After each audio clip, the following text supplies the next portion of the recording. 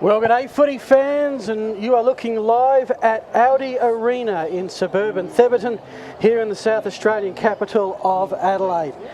We're bringing to you the Australian Amateur Football Council Championship match between the Victorian Amateur Football Association, the VAFA, and the Adelaide Football League, the South Australian Amateur Competition. My name's Phil Hurd and I'm joined by Tommy Javor.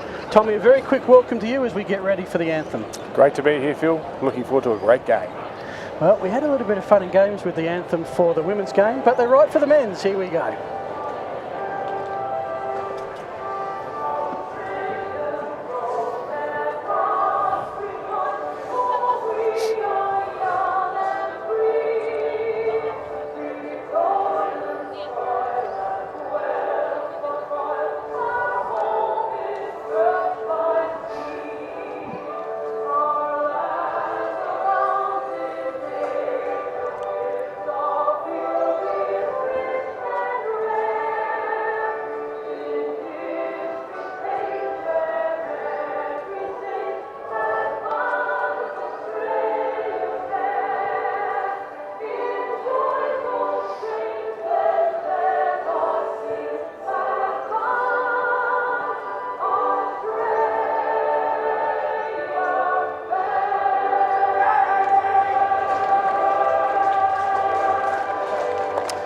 There you have it. Oh, makes the hairs on your neck stand up, doesn't it, It Phil? does, and much smoother than what we had to open proceedings this afternoon. So, Tommy, you're here to bring some much needed expertise and local knowledge to the broadcast this afternoon. You're a writer for The Bounce. You're out and about watching and calling the various games in the Adelaide Footy League. What's the vibe around the competition leading into this big game? Oh, exciting, Phil. It's an exciting vibe. Interesting statistics straight off the bat that not since the 70s has South Australia beaten Victoria in back-to-back contests. So a real challenge for the boys today. And from what I understand, Phil, the Victorian team is chock full of talent. Yeah, they were filthy after losing at the Trevor Barker Oval 2 years ago by, I think, 16 points to the South Australians. They got a game against Vic Country last year and belted them to the tune of 82 points. And in that game was always about preparing for a return journey here this afternoon. Of course, the South Australians led by coach Sean Jackson. And how do you think he'll prepare the boys this week? Well, I spoke to both coaches. I said hello to the Victoria coach, and that was it. Don't like Victorians, but I spent a good 20 minutes speaking to Sean Jackson this morning. He expects the Vics are strong. Tutt and Brown will be two to watch for AFL listed players. Look, they look good. Victoria on paper, they're probably slightly taller, but for South Australia, the key is going to be good ball movement, clean hands, and basically playing some good old fast footy on the beautiful expanses of what looks like a tabletop at ALDI Arena. Alrighty, we're going to be joined very shortly by our third man up in Andrew Leonard. He's a Victorian, Phil. I don't like him already. Alrighty, so what we might do, Tom, we might just get you for a couple of minutes just to go through some of the key players you see from the South Australian perspective. Certainly, Phil. And, well, look, I'm probably a bit biased, but there's three boys from the Paynham Norwood Union Football Club, my local club, in Brett Ansell, Alex Forster and Pierce Seymour, who I think will play vital roles. But we've got players returning from that victory in 2016 who are going to be crucial. Captain Trent Heffernan from the Port District Football Club, looking probably to start on a wing. Alex McKay, the diminutive on bowler. He's in under, plays a lot like a Joel Selwood, if you like, a two-time medalist. But there's certainly plenty of class flowing through that midfield. Craig Holmey they call him, also a two-time medalist, the Ross Trevor on bowler. The big man battle will be crucial, of course. You've got Hayden Martinello and the Fresh Prince, Braden the Prince, from Broadview Football Club will be leading the ruck. Been recently re-nicknamed the DOS, I'm told, as in Brados. I believe that's the terminology right there. Tom Langford is a former North Adelaide footballer who kicked 4 goals in a Sandford Grand Final, so he could be dangerous up forward. But basically, South Australia are going to need to play out of their skins to take it up to this Victoria team, who you said, Phil, are hurting. A lot of history. 1925, they first met at the MCG. 1957, the first ever uninterrupted TV broadcast. Here we go, underway day for the men's state championship. Victoria SA, and you're with Tom Trevor. And here we go. First tap won by South Australia. Ball one down out of congestion. Quick tackle. Winning it out looked like the Prince to me. It's going to take us a while to get used to these numbers. South Australia with the first clearance. That was Heffernan. Heffernan to half forward. Beautiful mark running forward, leading towards the ball. South Australia, he turns that fast footy we talked about up early, but it's all Victoria back there. Oh, going back with the flight. A little unlucky not to get the free. It was Victoria, but tough titty, says the kitty. And we'll have a ball up 35 metres out from the South Australian goal. That's a Tommy Javor special, is it? Very quick welcome. Good afternoon. Andrew Leonard joining us this afternoon. How are you, Andrew? Yeah, well, thanks. Just finished running with the girls' game, so I'm sure I'll cramp up about quarter time. No worries, mate. We'll give you a chance to catch your breath and join us as we go through the call. Victoria have the ball. It'll be, I think that's Sam Hibbins, number 28. We have two 26s, assuming one of them will be 28. South Australia trying to go forward. Mark intended there for Tom Langford, couldn't bring it in. In the end, it's going to be a stoppage. Ball up 49 metres out. Yeah, probably dropped what he should have taken there, Tommy Langford. Back to you, Phil. Alrighty, so hot footy 49 metres out. As we make the adjustment from calling the women's game to the men's, if you've just joined us, it was all Victoria. In the women's interstate game, it was Victoria 6-13-49, South Australia 2 straight 12. Vics by 3 points at quarter time, 17 points at half time, 26 points at three-quarter time, and 37 points at game's end. It's going to be a free kick to the South Aussies. Yeah, definite free kick there. Got him very high around the neck. Umpire, take over you, mate. Now, Andrew, can I ask you a quick question? Well, we've got someone lining up for goal here in the form of Justin Sheedy. Did you commentate the game here a few years ago? I did. You had some very derogatory things to say about South Australia, my friend. I haven't forgotten them. The under 23 game I did. Yeah. Yeah, I don't think...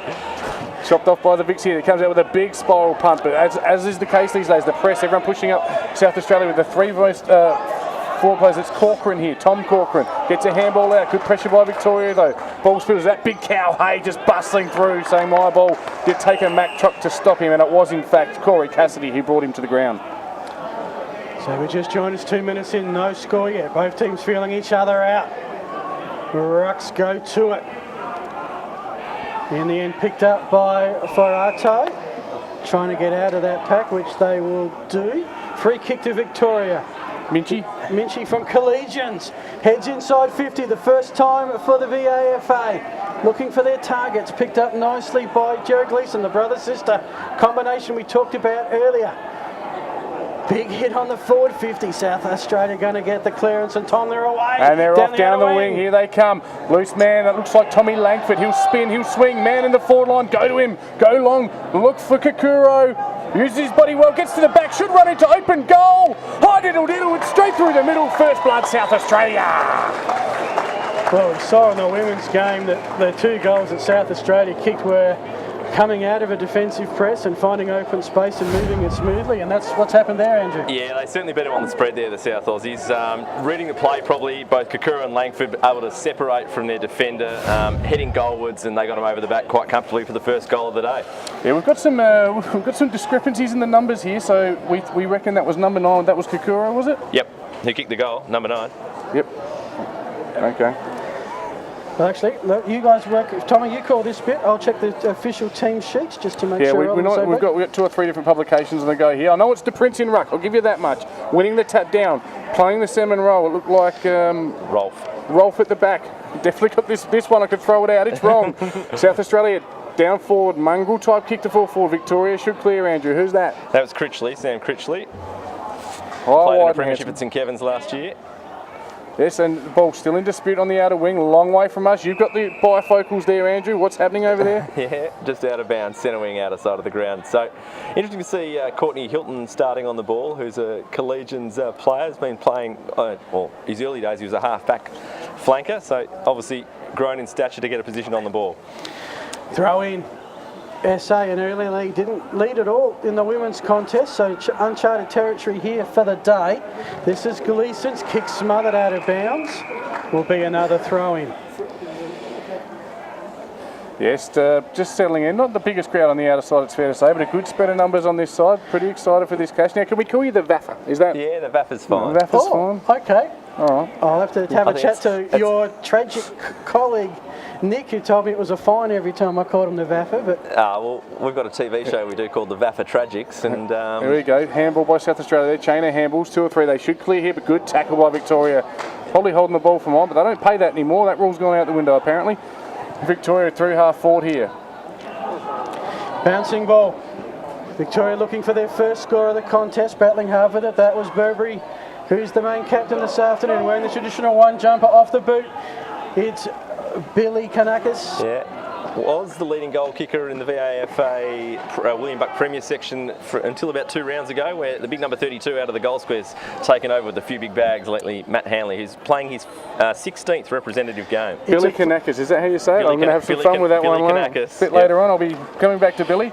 Phenomenal record, Hanley's from old Zavalians. Short chip 8 for goals he kicked against Queensland in 2014, but now it's South Australian ball. Fantasia. Flies. Causes a spillage. South Australia spill. Fantasia gets it back on the run. Bit of overlap run there. Oh, good smother by Victoria. And ball out of play. Who was that one there? That's Sam Crocker. He's the younger brother of Ben Crocker, who plays at Collingwood. And Phil, you might need to use your stroke to get us another team sheeted up here. One team sheet's wrong, making things very difficult. So we go down at ground level. And we'll have another ball up. True centre wing position. Yep, right here at beautiful ALDI Arena, of course, thanks to our great sponsors, Channel 9, Bank SA and West End. So we've got the airplanes taking over. Handball missed the target by the Victorians. Can SA try and soccer it forward? That is through Christian Elliott. In the end, a scrimmage develops. Now, weaving his way beautifully through traffic there was Jared Gleeson. Bouncing ball, working well for the Victorians at the moment. 3-on-1 SA, but holding him up beautifully was Billy Kanakas. Yeah, but it was actually a good play there by Nick Forster, the boy from Sacred Heart. Just not coughing the ball up, not allowing it to release, making sure he locked it in. And their supporting him was Cam Tiggerman from Tea Tree Gully. Tapped out on this occasion. That was by Ferrado, the Victorian ruckman. Again, Kanakis, who looks like he's a busy lad at ground level. Free kick found, going the way of the blue. Yeah, couldn't see what that was for. Impressed with the South Aussies' pace, I've got to say, guys. Earlier they seem to break away from the packs with a bit too much ease at the moment. Yeah. Kanakis into the pocket, deep into the pocket, too deep. And in the end, a pretty easy mark taken by Peter Rolfe, well known as a South Australian specialist, but he's coughed it up. Dear, oh dear. Oh my goodness. Now, one of the more experienced players there, Peter Rolfe. 25 as well.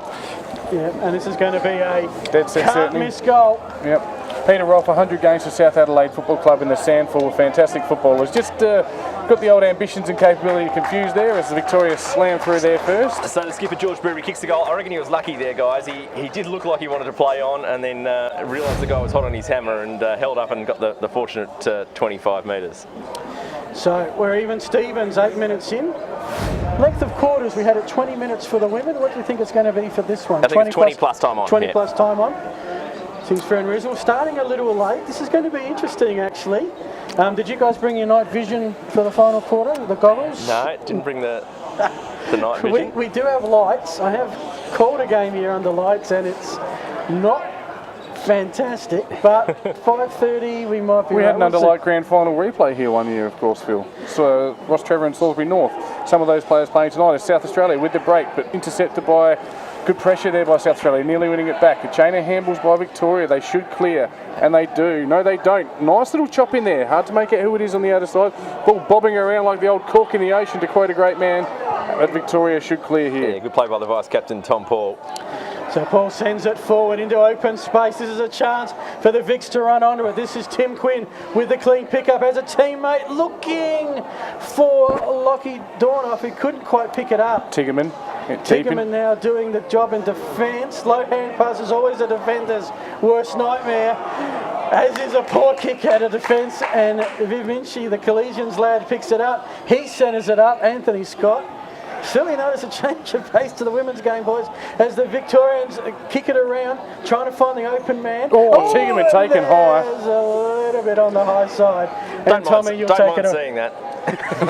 Oh, come on. Take his head off early. Make him earn the free kicks. We'll see how that works in reverse. You're with the great man from the bounce, Tommy Javor. Okay, Tiggerman goes long. Ineffective kick, though, straight down the throat of, is that Sam Hibbins? Hibbins, yep. And they're just having trouble getting it past half-back. Hedmonds will swing on the right. He drops the pill, and he drops it.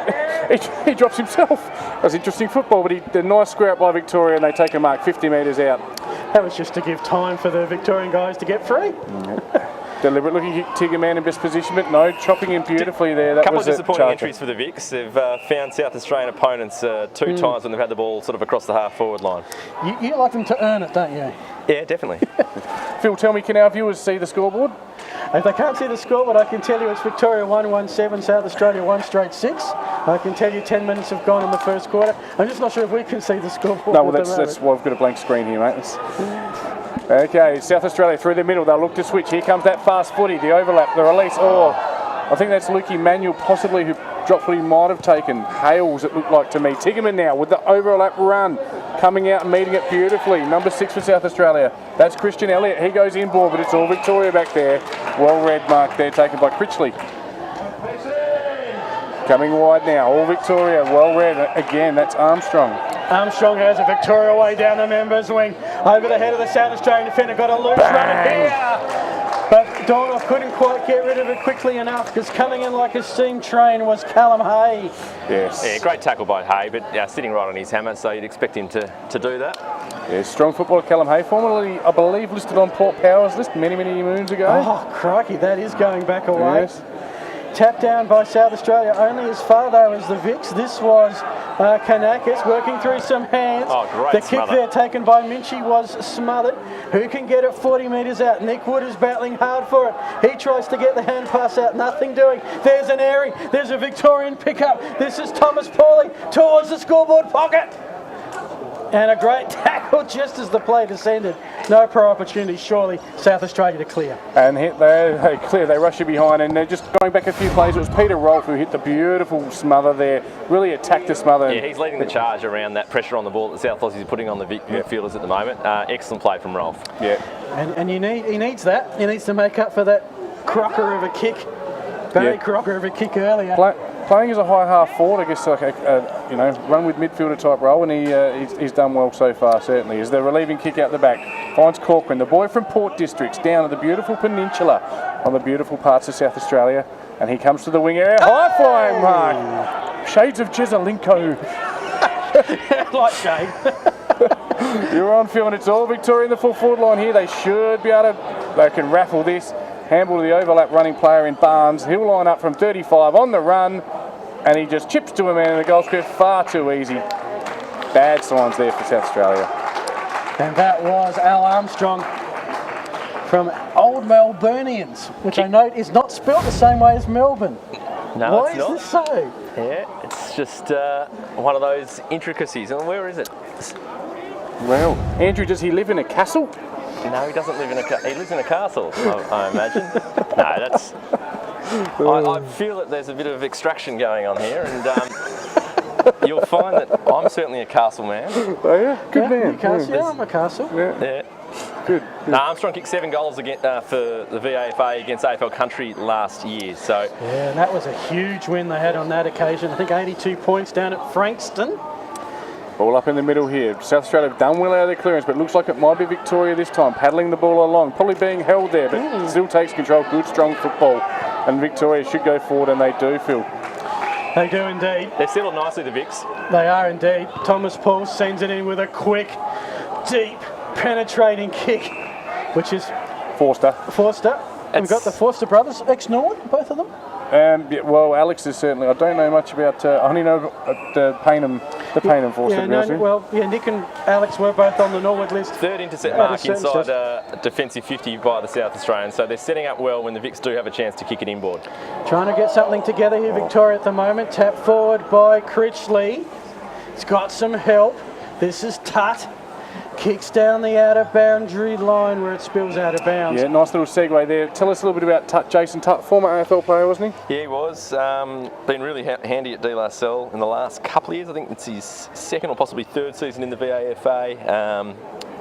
Back playing some really good footy. I think those players, when they come back to that local level, they struggle for the first early part until they find their feet, the groove of how it is, and then they dominate. So That's what he's certainly done in the last couple of years. South Australia with clean hands at ground level, just fumbling initially with clean hands, then a fumble, and we're going to have a secondary ball up right on the point of the square, 55 to 60 metres out from the Victorian goal. It's Victoria leading early by 8 points. And what's concerning me, Phil, is South Australia's ability to run the ball out of defence. They've got to get some more clean run out of defence. Well, time in forward half's really helping the Vics at the moment. They're just managing to lock it in. Having said that, the South Aussies do look dangerous when they get it out over the back. So this is Nick Foster with it, coming off the half-back flank, Beautiful hit up finds kick. the target. Might actually be Paul Fantasia, I think, kicking it down the outer wing. Big fly by the SA boys, couldn't bring it in. Spills now to Sheedy, couldn't break free. Victoria can, and they are away. Through the T-saucer they go, inside forward 50, and there's a mark. Armstrong again. Crucial fumble on the wing there by Alex McKay. He had the ability, he had the breakout handball, didn't break with it, dropped the ball. Victoria take it, and they will hurt you the other way. They're elite by foot, these Victorian footballers. Yes, any mistake you feel is going to be heavily penalised. Yes. Al Armstrong has one of Victoria's 2 goals thus far, looking to extend the 8-point lead. From the edge of 50, slight angle to deal with, starts left and it stays left. She's made the distance, no worries at all, didn't he? Awkward looking kicking style, but effective. He has kicked a goal, a torpedo from the intersection of the 50 and the boundary line in a game to draw the game with 3 seconds left before for his side. It was one of the goals of the year last year in the VAFA. For those at home, very little breeze, Tommy, so really the coin toss, the end you're kicking to, no real advantage. Here's another defensive mistake. It could be so costly. And how that is not holding the ball. No, I don't know. Tommy, you're the SA man, you tell us. Well, that is unbelievable. Yes, that's the kind of one where you go, you buy the ump a beer after going, thanks for that one, brother. Yeah, go on. He fell over and took then the didn't player get it on. Yeah. But they don't pay it anymore, mate. It's a new direction at all levels, I think, and you can try and break a tackle, you can drop the ball, and it's play on for some reason. Certainly don't pay in the back, do they, anymore? Callum Hay counting his lucky stars. Ball up in the goal square, big tap across the goal, only as far as Good spot. Rolf. Eventually clears out. Wearing his number 17, I like that because that's what he wore with South Adelaide. At that number, I do remember. 45 metres out, there's going to be a scramble. Umpire says, I'm not paying holding the ball today. I'll pay it to Tommy Trifle. Yes, and Alex McKay just at the base of the pack, and that's where you see him all day, in and under, battling. He's a real little ferret under the ball, and he'll win a lot of ball and get a lot of ball out. Class player. And comes down to Victoria, hitting the ground running. Good play there. Barnes has been in a few things. The boy from St. Betty's. Am I saying that right? No. How'd it go? Safe beats? No? That'd be it. Beautiful. Ball spills to the outer side now, leading the way. It's Heffernan on the tail of Crocker. Crocker looks like he might win it, but no, fighting hard, South Australia. Support coming. Couple of handballs. Ansell now with his first effective touch, going backwards. South Australia just need to clean it up. And here they go, down the wing. They are out. Good contest. Good contest. Please, sir. Took his head off. Do I have to sit in the middle of you two? But kick wasn't to the advantage of the forwards, and well read there by the Victorian defender. I'm not sure who that is, Andrew. It is the Victorians with the ball as Andrew looks up the list. They're going to bring it across now.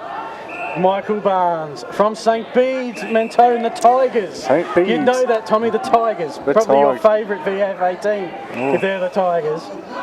It sits now with Gleeson, who releases his teammate. Yes. Kick looking in the direction of Handley, the veteran.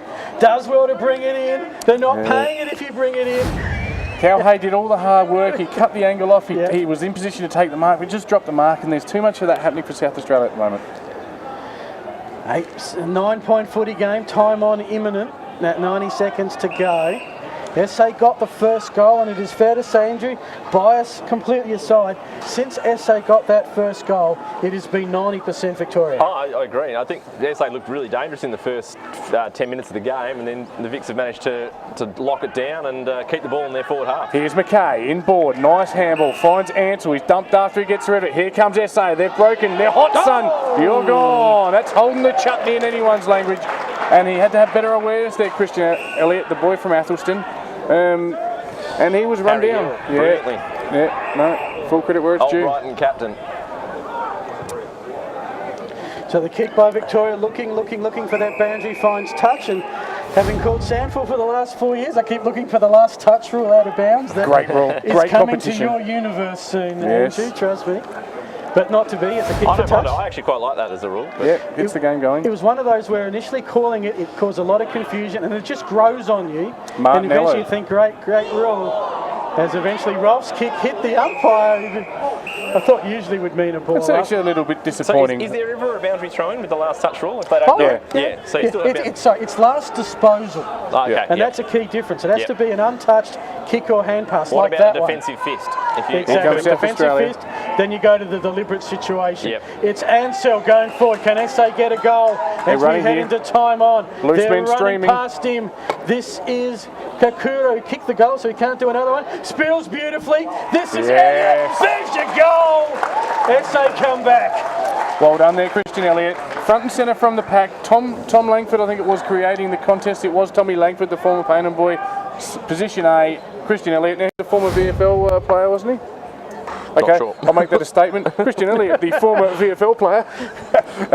Sean Jackson, in his description this morning, said he's quick, he's elusive, and he found beautiful position there, Phil Herden, and kicked South Australia's second, and they trailed by just 3 points. Fair to say that was against the run of play. I was going to but, say, you and I are agreeing too much, But Andrew. importantly for South room. Australia, it pegs it back. Only 3 points the difference now. VAFA up by 3 points. I think they'd be disappointed to let the South Aussies get that goal. Very much like the women's game. SA didn't have a lot of forward 50s, but they did do well when they had it inside 50. Secondary ball up here from the bounce, and it was well done. Brett Ansell was the one that actually got the handball from Alex McKay to get that forward thrust going, and that's what he can do, Brett Ansell. He breaks lines. The left-footed, the former Central District reserves player, and it's big Hayden Martinello, I think, in the ruck winning the free kick. Goes long. It's South Australia in best position here. Good mark. Is that Luke Emanuel or is it Fantasia? It's Fantasia. It is Paul Fantasia. He's going to amaze you. Of course, he's the son of the great James Fantasia from Nord and Sue. With Rocks, aka Yes. Ross Trevor, old collegians. Yes. He'll line up from 50. Here's a beautiful kick. I've put the mockers on him probably, and he has just pulled it to the right. Minor score, South Australia. First minor score. 2-point footy game, just as we like it, nice and close. As we head towards 3:45, it's going to be interesting what time we actually finish tonight. I'm only getting paid till 5:30. Phil, I'm out of here then.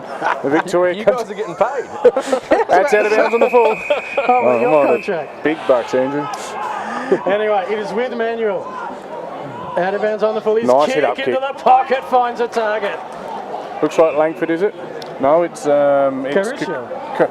Kakuro. We even put the Kakuro. hyphen in so you can spell it. I know. This lad from Sacred Heart. We've Yes. got about half the players in SA from Division 1, which is Division 1 here equates to William Buck Premier in the VAFA. And a couple from Div 5, which makes it interesting, is he goes very far right, and so far right he's out of bounds on the full. It'll be Victoria through Josh Freezer to bring it back. Yes, it's a horrible kick there from Kakuro. Good last 5 minutes from the South Aussies here, and now they've got the VICs very much hemmed in their own back half. Yes, finally taking a bit of ascendancy, and you said it was 20 plus time on, so there couldn't be more than half a minute to go here, so probably a good result for South Australia, because Victoria had certainly most of the ascendancy for this half. And the lights are on.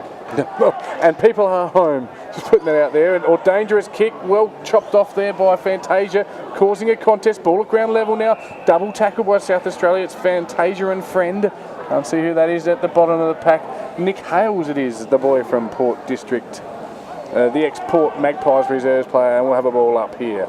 50 metres out from the South Australian goal. And we'll have another ball up, Phil Hurd. Alright, yep, there are those lights, and you can start to see them take their effect. It's like you're cued into the cameraman, Phil. It's like he's listening to what we're saying. Alex McKay, ground level, just dispossessed of the ball here, but well won by Victoria. They come out with a chain of handballs across half back. Beautiful looking kick and effective. Overlap run from Victoria, Phil. He does indeed. Going forward now, Barnes finds the target. Here comes the secondary effort from Barnes. Got the hand pass from Harry Hill. He draws the player. Now on to Anthony Scott from 45. The helicopter sideways Terrible punt. kick. Going for touch. Didn't get there.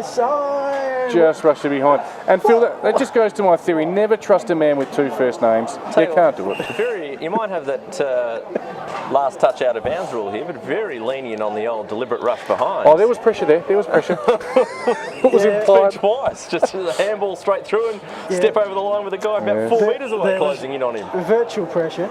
Yes, South Australia coming to the near side now, long up and under kick. Martinello in best position, big fly. Beautiful mark there. I told you Paul Fantasia was going to amaze you, but it's paid to the man in front and that'll do just fine. It's Hayden Martinello, the former Division 2 medalist, the left footer. Looks like Sideshow Bob from The Simpsons. He does. Yes, he does. Goes up and finds Pierce Seymour with his... Watch this kick. Watch this kick. He's a beautiful kick of the football. I knew I'd put the mockers on him. No, it's all right. Straight out in front. Kakuro, South Australia looking dangerous, getting in the ball in the hands of some of these left footers, spreading inboard. It's looking good now. Not being biased, but come on, South Australia. Langford! And a good mark by Victoria. Yeah, Joshy Fraser there. I do notice that every time Victoria gets the ball, you throw back to me, Tommy, but that's all right. I'm here for everybody today. Jason Tutt will bring it out of defence through to Kanakis. I'm just making sure I do that right. Anthony, because if I don't, I'm in trouble. This could be after the siren. George Burberry. It's Burberry, the captain. Yes. And he's going to take his time. I think he knows that the siren's imminent. Very imminent. Yeah, he'll line up from just inside the 50. Now, is he another former AFL listed played player? at Geelong. Yeah, played 5 games, didn't he? Yep. I've done my research. A little bit. He was from the MVP on the Island tour. Yeah. The VAFA travels to Ireland every second year to play international rules against various Irish sides. Yeah, they can't afford to pay you. That's what they say, just to play football. Beautiful looking kick, and that is straight through the middle, giving Victoria a handy 9-point lead at quarter time. That's his first and their third. At quarter time, it's Victoria 3-4-22, South Australia 2-1-13. That is a big after the goal siren, gives Victoria the 9-point lead. We might take it. Massive goal for the Vics, particularly given how well South Australia were doing in that last 5 or so minutes of that quarter. To get one on the siren, probably no more than they deserve, considering the amount of football they controlled in that opening term. Alrighty, we'll let you enjoy the sights and sounds of the Space Quake coverage. As commentators, we're going to take a minute or two break just to sort ourselves out here, and we'll be back with more coverage of the second quarter. Enjoy the sights and sounds of ALDI Arena here in suburban Adelaide. You're with Space Quake Sports.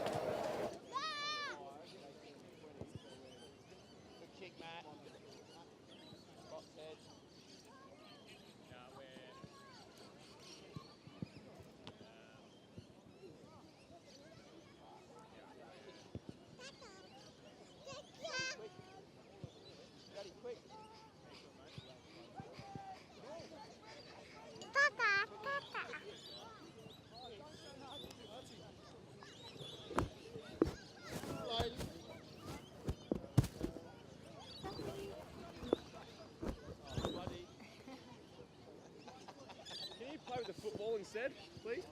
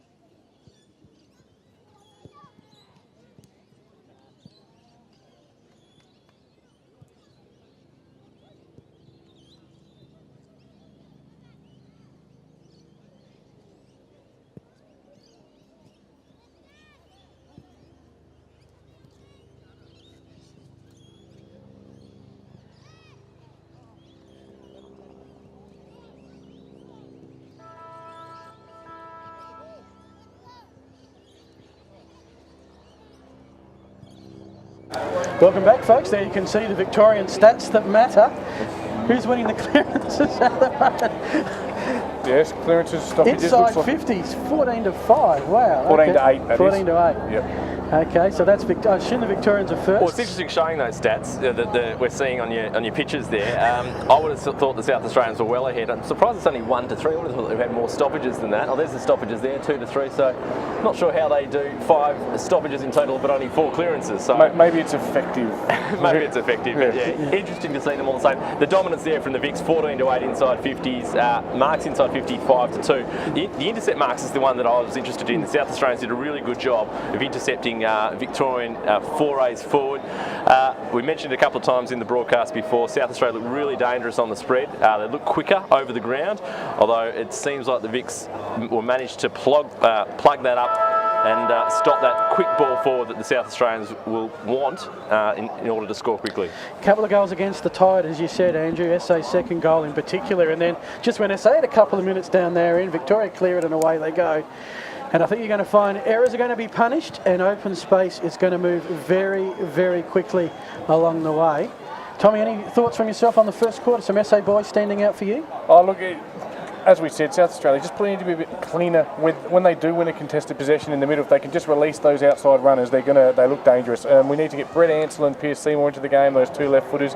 Beautiful if those hit up left foot kicks to their forward line. There's plenty of space out there, that's for sure. If we can just tidy up that first grab and be effective with that first touch, we're going to be a lot more dangerous going forward. Victoria also got to be very careful not turning the ball over in defence. Andrew, earlier today in the women's comp, Victoria 6-13-49, SA 2 straight 12. You were down on the ground running around. Yeah, I was the runner for the women's game, so it was good to be out there and amongst it, help them out with a bit of coaching in the lead up to the game coming across. So really good fun to be a part of a win. I'm sure we'll celebrate the girls' win later tonight, and certainly let's hope it's a boys' win as well.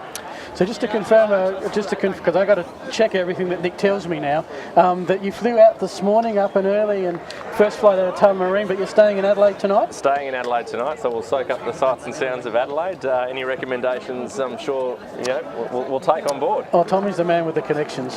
Yeah, mate, I'll be going home to spend a lovely evening with my children. In the midfield, Phil, just quickly, it's the Prince, Ansell, Sheedy and Holm by the looks of it.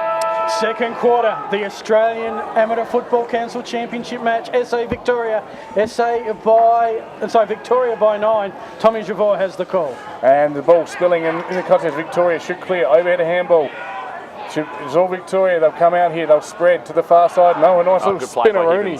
Yes, and he looks for and finds George Burberry, the captain, overlap, and Victoria look dangerous going forward. Plenty of time, plenty of space. Waltzing through the 50. Should be a goal here. And he has just shanked it there. That was, of course, Thomas Paul. Am I saying that one right? Yeah, you are.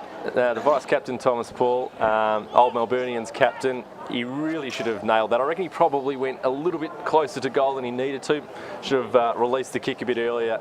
And I think because the man coming at him put him off and forced the kick out wide for a minor score. Yes, too much time and space for a class player. We can't afford that, South Australia.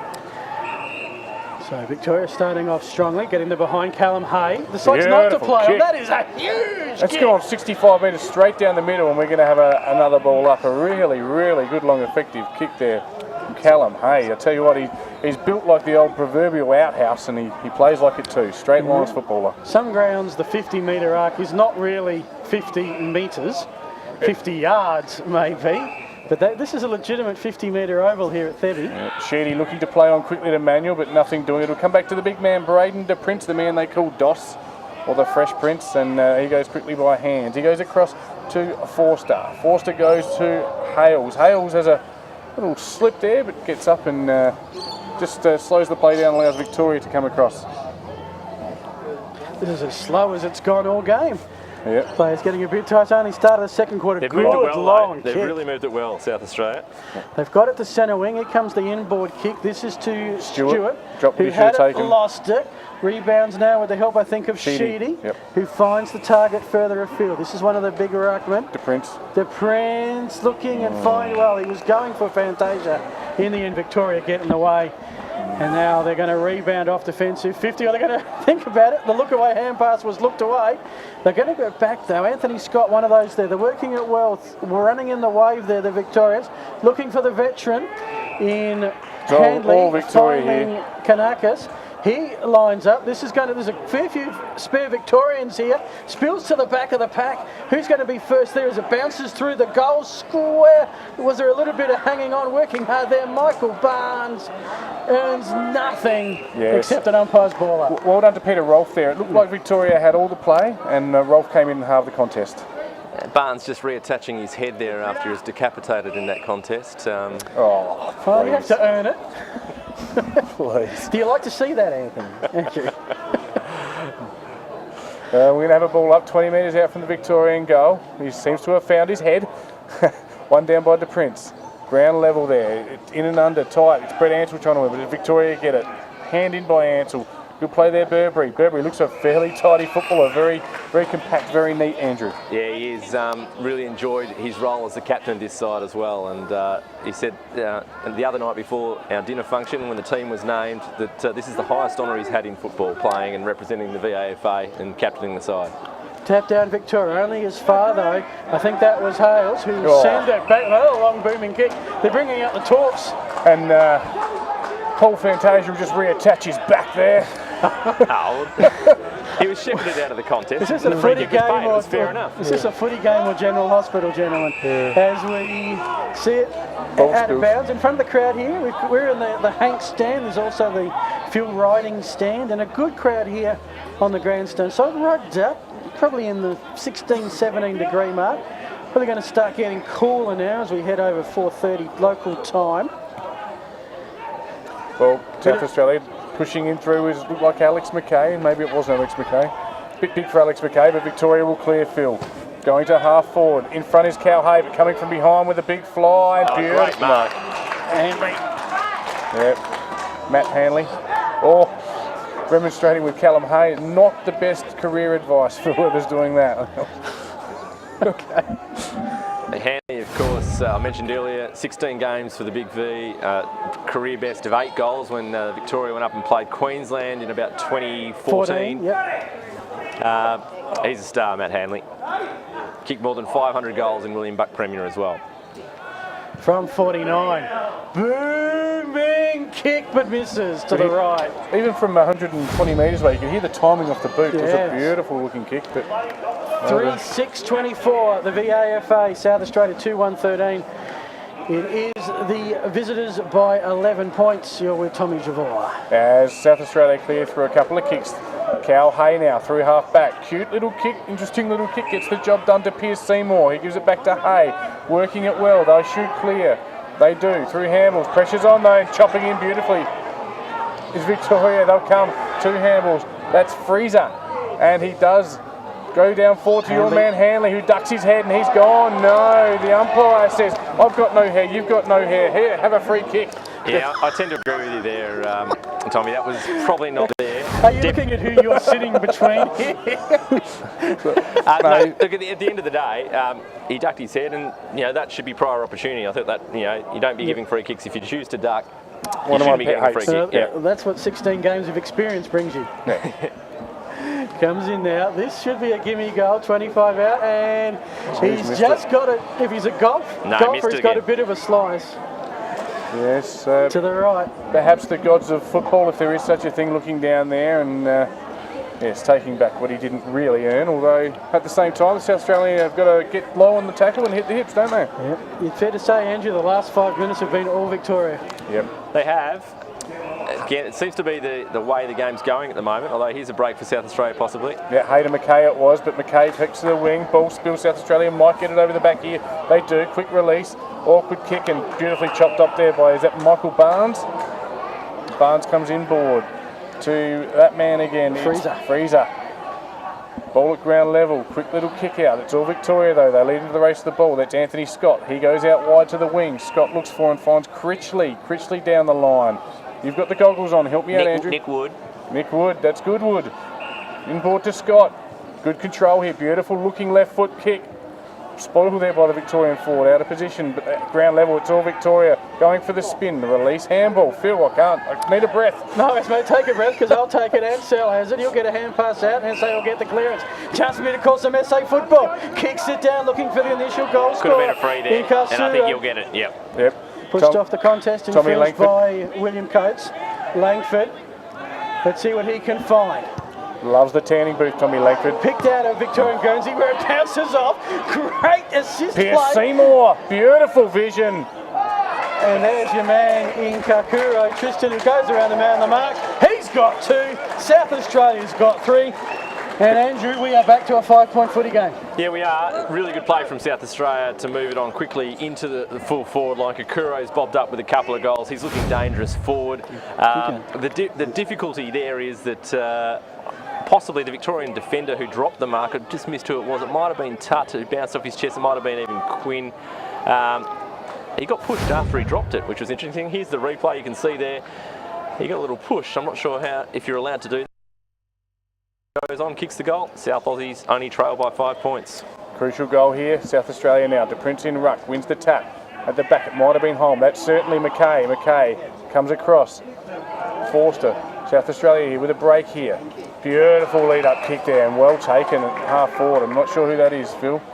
Well, Manuel Seymour. with the kick. Seymour with the shot towards the goal square. And ball at ground level. And it's Kakuro. Probably not in the best position, but luck's of fortune. It's his third. It falls over the back here, and he's proving very dangerous, the boy from Sacred Heart. And he has kicked his third.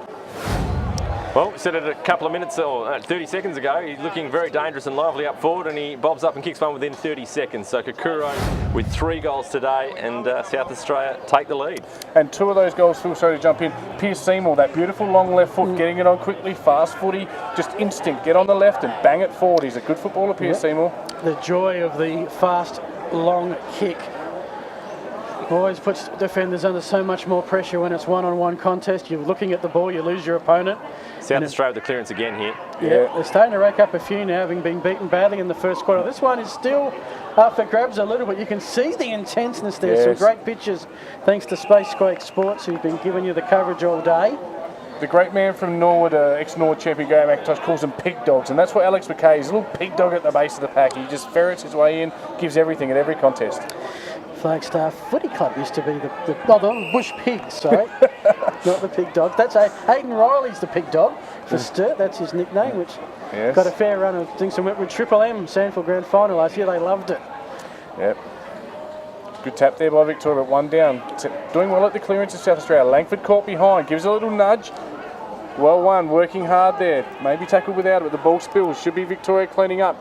Another nice release handball there from Victoria, and they should clear the line, and they do. Out wide, they'll push up to half forward. Hit up kick as well. Finds Kanakis. Yes, Kanakis on his chest. And slow kick though, a beautiful interception there from South Australia. And the ball spills now. It's Victoria, Phil. You've got the goggles on. Who we got there? It's the big fella. He's hard to miss. Ferrato gives off, beautiful kick there. Looks for and finds Wood. Nick Wood from 50. Yeah, Gleeson able to find his St Kevin's teammate Nick Wood there. They're calling for a long kick, looking for Hanley, top of the square. This is dangerous for the SA defenders. First handball smothered. Second player runs into a Victoria, manages to get the kick away. But there's blue jerseys at the drop of the ball. They work it back to Tut from the edge of forward 50, and the Banjic, beautiful. Clever kick. Pinpoint centering kick. And Billy Kanakis, the Scob Saint from St Kevin's Old Boys, is going to have the cracker goal. And I love St Kevin's because they're my team colours, the blue, the green and the gold, same as my beloved Eagles, the Woodville West Torrens. And they were, it was sort of a won their Crows first type William Buck one. Premiership last year, St Kevin's, after missing out for so long. I think they lost a period through the 2000s, their 11 finals in a row. Wow. Well, we are related. But they finally got there, won by 3 points in a brilliant grand final last year. So that was a big day. Kanakis hoping to make it a bigger one here, Tommy. Yeah, deliberate approach, good looking kick. Umpire does a bit of work, but he squeezed it in. It's his first and Victoria's fourth. Victoria 4 goals 6-24, 4 goals 6-30. That'll read eventually. Lead South Australia 4-1-25. It's a 5-point ball game. A beautiful ALDI arena here. Well, important goal for Victoria. It was Tutt that got the kick in. Kanakis front spot, able to dive forward and take the mark, and then go back and convert something that Matt Hanley hadn't been able to do. So the Vics rewarded with their first goal of the term. South Aussies a kick 2. We've got a really good ball game on our hands. 4th lead change. There's always one from the start to the leader. We've had 4. And we're only 12 minutes into the second quarter. SA will look to get the clearance here, although they haven't been able to get clear space to do it on this occasion. Jacob Karga, lad from the Bombers of Brighton. Matt Hanley into the ruck now, is that a normal tactic? Yeah, they didn't take a second ruckman in, so Hanley just giving a bit of a rest for Rado. Sorry to shock you there. Beautiful smell there. Good that little pig dog there. The boy from Tea Tree Gully, 2-time medalist, causes the smother. It'll be cleared by Victoria. They're doing well in numbers. McKay back into it here. Again, ball bobbing around and a lot of contested ball, a lot of turnover, but I tell you what, it's a lively affair here, gentlemen. Certainly is. It's certainly willing in tight, isn't it? Yeah. Both teams playing for the jumper, clearly. Victoria win the hit out, but at ground level, it's South Australia. Looked like Heffernan at ground level has been pretty good. Always gives his all the South Australian captain, Trent Heffernan. Yeah, you would say that probably position, Victoria have had the better of it. SA can just strike from nowhere. Victoria now with a good clearance, bouncing ball. Too strong. It was indeed. That was Callum Hay. He gets it to Heffernan, who's the captain today. Loses the footy. It goes from Hill to, I think that was Gleeson. Kick inside 50. This is Burberry, who lost the ball for a moment. Goes back. Tiggerman's picked it up. And he's gone. In trouble. And there's your holding the ball. Did well initially, but then just bit off more than he could chew. And great play by the Victorian in the middle here. I think it was Harry Hill, who just ripped the ball out of possession, was strong. That caused the release and the overlap run, and were able to break the line, and now they've got a shot at goal. It was Hill in tight, and then Barnes rewarded with a tackle there. I think he was fortunate to get the free kick, but nevertheless, you take those. Yeah, I like them paid. Sorry, Phil, but I like it when a player takes a player on and gets impeded and doesn't dispose of it. It's always holding the ball for me, it always has been, but they don't pay it these days. I suppose it's just the conditioning, isn't it? Yeah. I think this is Burberry with the shot. That's Barnes. Oh, Barnes with the shot. 4 and 1. I understand my error then.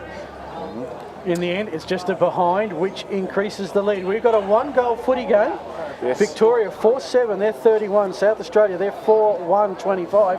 The Vics with 6 more scoring shots. Yeah. Thankfully, all behinds from an SA perspective. Tommy. Yes, and well played there, Cal Hay. Short little chip in, finds Justin Sheedy doing some hard work, working from the middle down to the back pocket.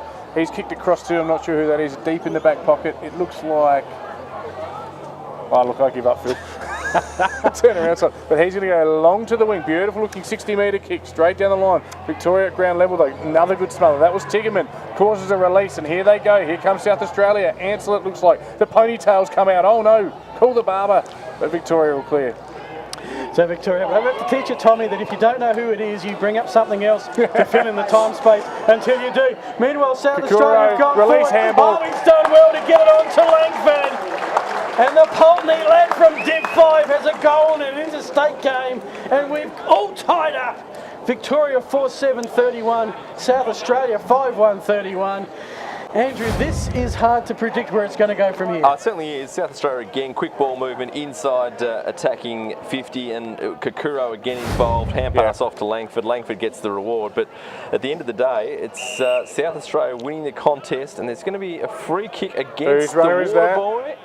It's going the way of Victoria. John Kernahan sacked that boy.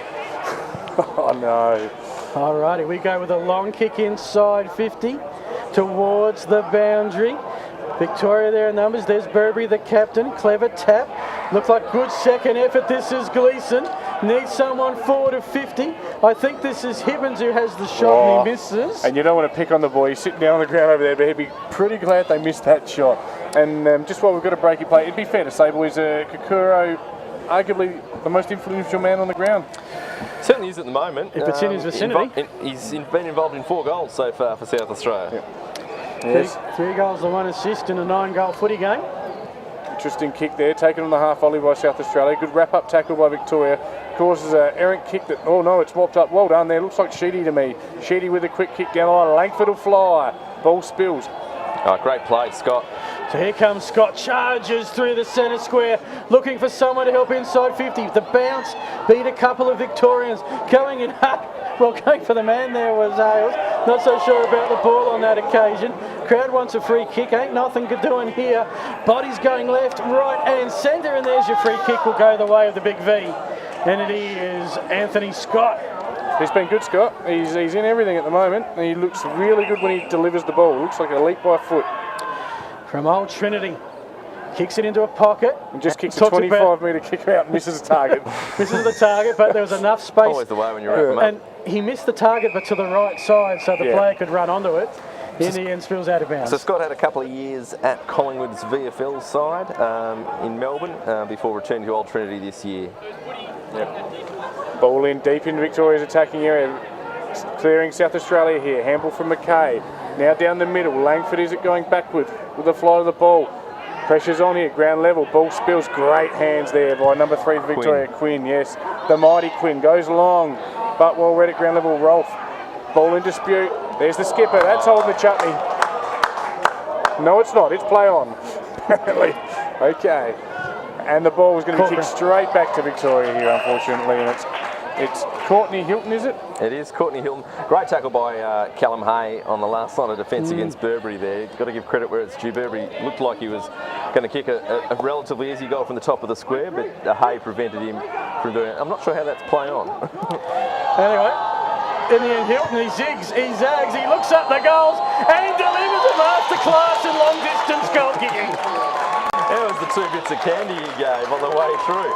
I was going to say, before he kicked that, the umpire called play because he looked to pass it off. He didn't actually step off his line. He was forced into making a decision. He balked around 1, balked around 2, ran to about 45 and drilled. Well, here's the replay. I haven't seen this much candy since I went to the Panola sweet shop. that reminded me of Ralph Sewer. We called him Zip Zap. Zip Zap Sewer, Ralphie Zip Zap. He would have played many a game here, although he was a Woodville man, but former merged club, of course.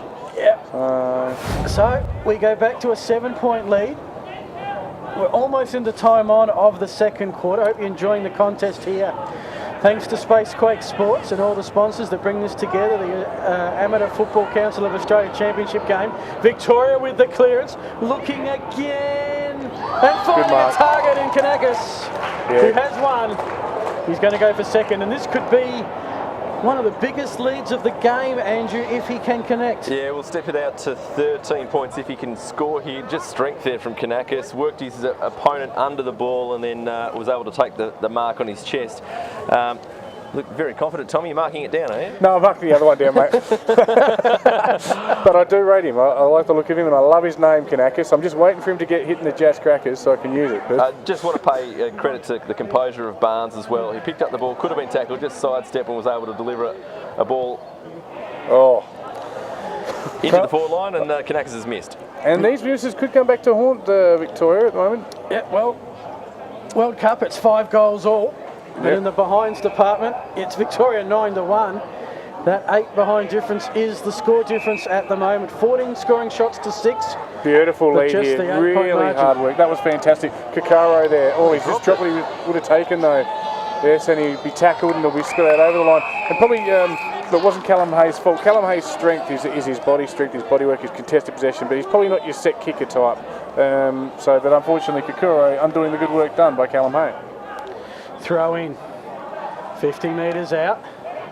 SA's ball, Tommy, take her away. Rolfe kicks Mother Tiggerman, should be first onto it. He is, he's tackled quickly though. I think we'll have the ball up, will we? The umpire's circling and he says, I'll have it, thanks gentlemen. 35 metres out from the Victorian goal. Victoria leading by 8 points here at beautiful ALDI Arena. Gents, how many of the South Aussie boys played in the last time when you guys beat us? 4. Only 4, so it's the same. It's 4 and 4 in each side, each 22. I'll list him next stoppage for you. Well run there, Paul. Lukey Auto, I called him by his uncle's name. Luke Auto Manual, but playing behind there was Martinello. Here's McKay. Tries to Russell leave it, handball to himself. Does get it back, earns 15 metres, and just men on the line there. Just introducing himself with Anthony Scott, saying hello there, Mr. McKay. Yes, and then you can hear the Victorian bench there telling him to keep tracking him. And we're going to have in ruck De Prince against the Victorian ruckman, whose name is Ferraro, Anthony Ferraro. Big Ferraro. He's got half a haircut, the man, but he can play some good football. Here we go. Ball spills. It's one of those undercut things. Right. I wish I had hair too cut. Yes, Victoria long, but it's all Cal Hay. Comes storming out. Well done there. That's my man, Kanakis coming across. treading where men might fear, but he didn't. Burberry with a shot. Yes, real courageous players. Obviously got no fear, Kanakas, because Cal Hayes could. I've seen Cal Hayes scare bikies. Probably got a good pair of knackers. I thought you told me I'd be doing the comedy, Phil. Mic drop, he's out of here. Done my line, I'm gone. So, Cal Hay, good looking kick and finds Brady Ansell. Brady Ansell, he'll swing on his left. He comes inboard, straight down the middle. Beautiful kick, finds his former teammate Tommy Langford. And he goes across. Good build up by SA here. That is Karga. Looks like his name's missing a vowel, but we'll carry on anyway. A consonant, sorry. He goes down the line, flying high. Great mark there. This way, that away. You're hot, son, you're hot. And you're gone. Paul Fantasia, beautiful fly there. He has that ability. He's got a great pair of hands, but not quite the awareness there, unfortunately. yeah, Victoria dodge a bullet on that one. Would have had the shot inside 50 in front of the scoreboard. 22 minutes gone. You'd say half time. Not too far away. Kick down the outer wing by Victoria. Packed to sense thumb from behind. There was a push in there somewhere. And it will go the way of South Australia. De Prince, I think. De Prince will have it. Gee, disappointing there from Fantasia. He took a great mark. You wanted him to go and kick the goal, and just a lack of awareness more than anything cost him. That's it. Ugly looking kick, that'll do. Playing in front, good position. Tommy Langford it is. Tommy Langford, he's lining up for his first, is he? Second. No, he had. Sorry, the non-verbal signals. That means he has one. He has one. When he kicks it, I go like that. I thought it was time to leave. You're giving me the finger. But Tommy Langford loves his Instagram. Often gets the black and white filter up, and recently saw him pose with a beanie on and a singlet. Wasn't sure if he was hot or cold. And he can be hot or cold with his kicking. I'm going somewhere, Phil. A beanie and. Iron shorts, yeah, shorts on. Okay, just checking. Yes, but he can be hot and cold with his kicking. So this is a huge kick from Langford from 40. And it's a beautiful looking kick, and it's straight through the middle. That's his second, I believe, Phil. It is Langford's second. South Australia's 6. And it's South Australia 6-1-37, trailing Victoria 5-10-40, Andrew. Yeah, really impressive quarter from Tom Langford. Actually, he's been working hard back defensively as well as presenting an option up forward. That time getting a second goal through, exactly what he's there to do. Take a contested mark, go back and convert. He got his first goal, of course, with a little hand pass over the top in the goal square. So, good quarter from Langford. Kicked 5 points in last year's Division 1 Grand Final. And that some of those set shot misses are keeping South Australia well and truly in this contest. I keep thinking that Victoria is edging away, but it's a 3-point game at the moment. 24 and a half minutes gone. Here come the Croatians back inside. Man in front, well done. There's your mark. Fantasia. He'll play on. He's not deterred by his last attempt. Gets the kick away quickly though. There's Langford. Could he get 3? No, because he's going to hand pass it. But there's Victorians everywhere and they're going to get the clearance. This is Stu Hilton. Under pressure, 55 metres. That's soccer off the ground. Umpire blows his whistle. Someone's going to get the ball. And we'll have a ball in just near the Balfour sign, will we? For all the right reasons? No, it's going to be a ball in just under the light pole there, 55 metres around. Must be very, very late in the quarter here. Couldn't be any more than 10-15 seconds of playing time to go, surely. 25 gone. It's going to land right on the 50-metre arc. In the end, Hilton with a kick just to clear it out and tapped out by the South Aussies in manual. It'll be a throw-in. Victoria have gained about 25 metres out of that. Another player that's had a really good quarter is Luke Manuel. Like what he's been doing running off half-back. Yes, normally plays up forward. Luke reinvented himself at half-back, the former North Reserves player, and doing great things at Ross Trevor this year. Must show one of the Division 1 clubs here. They call them the Rocks. The reigning premiers. They are indeed. Looking for more this year. But meanwhile, looking great work is Barnes. Got out of traffic very well onto Hilton. Here comes the big kick. This is an open forward line. There's Kanakas.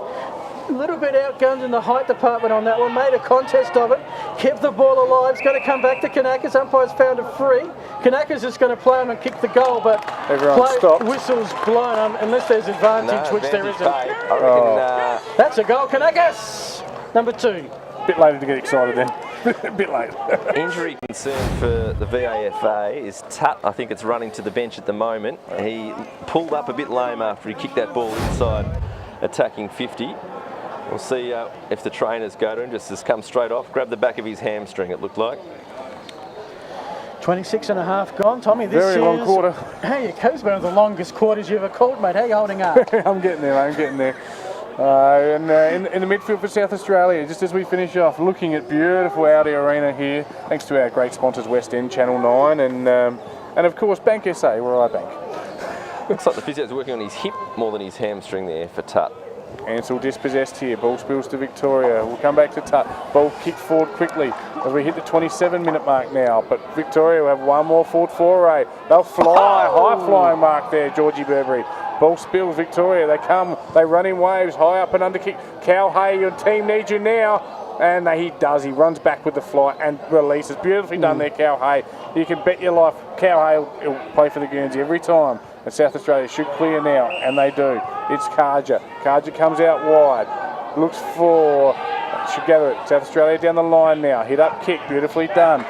Hits up and finds Christian Elliott. Been a bit more quiet after that goal. He looks for and finds Karja. And that's all she wrote. It's half-time here at ALDI Arena. It is South Australia 6-1-37, Victoria 6-10-46. Really interesting second quarter there, guys. South Australia started well with the first 2 goals of the term. The Vics managed to fight back. They had a number of opportunities to kick clear. A couple through Hanley. Kanakis also had a chance. He did manage to kick a goal in that term. Overall, Victoria will be disappointed. They kicked 3 goals, 6 for the term to South Australia's 4 goals straight. So wasted opportunities for the Vics. Means the South Australians are right in this contest. It's only 9 points. Plenty to look forward to in the second half. Alrighty, the goal scorers for Victoria. Burberry with 2, Kanakis with 2, singles to Armstrong and Hilton. For South Australia, 3 to Kakuro, 2 to Langford and 1 to Christian. There's your halftime score from ALDI Arena. The VAFA 6-10-46 leading the South Aussie 6-1-37. We will take a breather, grab a drink. We need one. It's a crackerjack contest. Thanks to Space Quake Sports. This is Andrew Leonard, Tommy Javor, Phil Hurden, the Australian Amateur Football Council Championship match.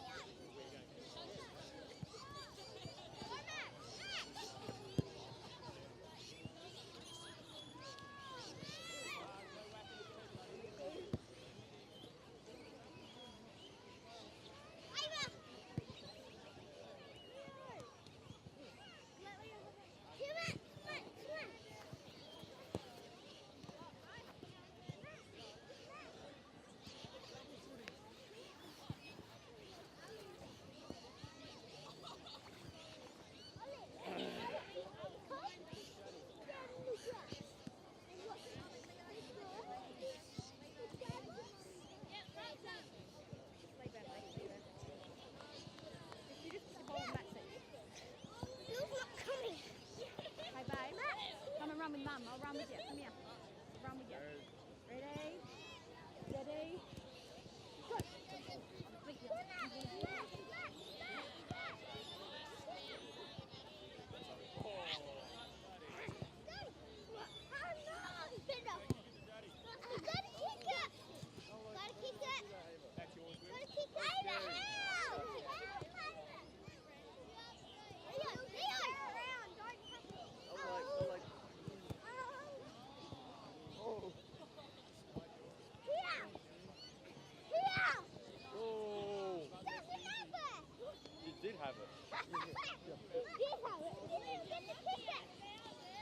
Guys, be careful, guys, I got the follow line. But let me hold the ball, guys. Be careful, guys, be careful of the camera, guys, be careful of the camera. Guys, be careful of the camera. Oh my God.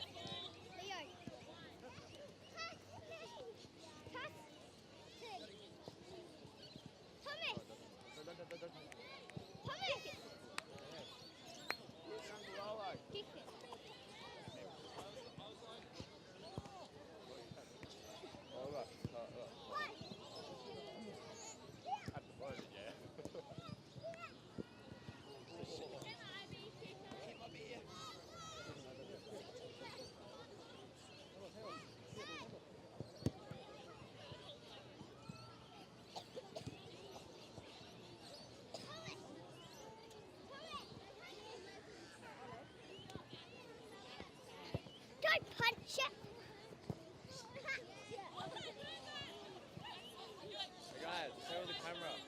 Guys, be careful of the camera, guys.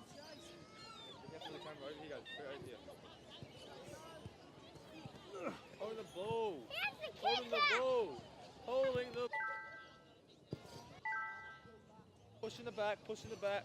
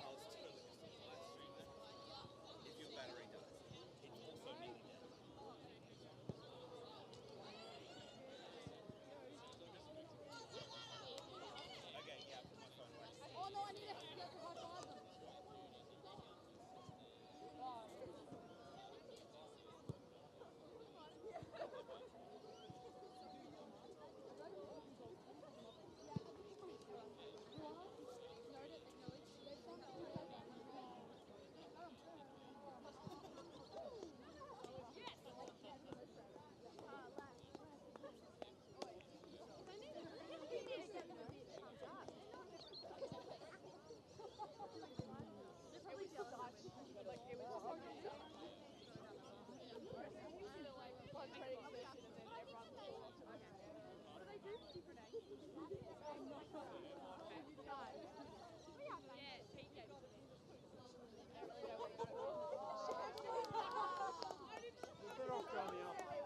we've already umpired, so now we can go, yeah, go back up.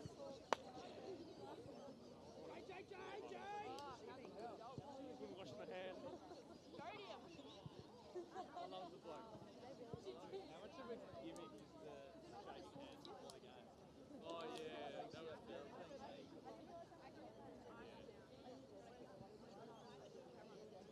Right there, on you. Right.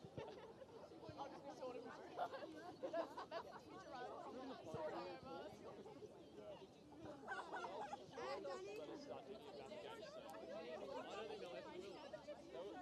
There's a few $1,000 in each month every week. Talk to Brett and Brett North. You know what he's talking about? 50 million penalties. I was calling a hate about that before. Lobbying for it. We should strike that.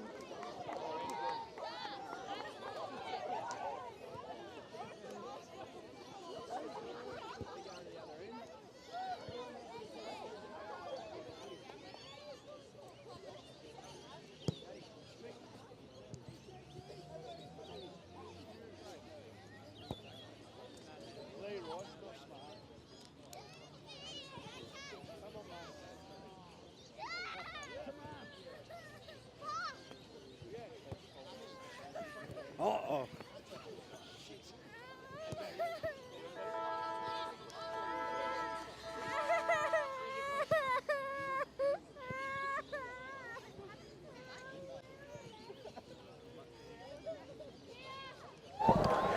And welcome back everybody. You're looking live at ALDI Arena. As you can see, the lights are starting to take an effect.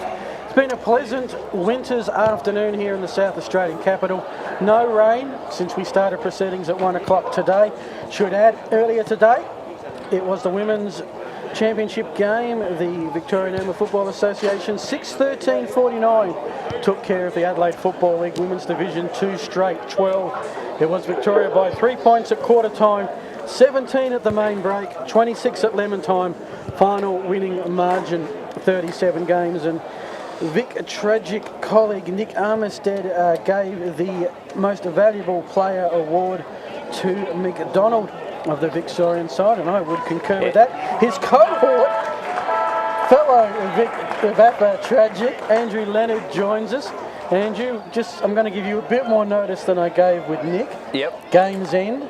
I'll need you to give me your best Victorian player. A 3-2-1 on the whole game, or just look, you can present it as you like, but I at least want one name. Yeah, I'll give you a name. That's fine. Okay, and Tommy, I'm going to give you the same for SA. We've got a South Australian pushing the buttons on the scoreboard here. It's not 39-46, it's 37-46. 37-46. We gave ourselves one of your points. That's very kind of us.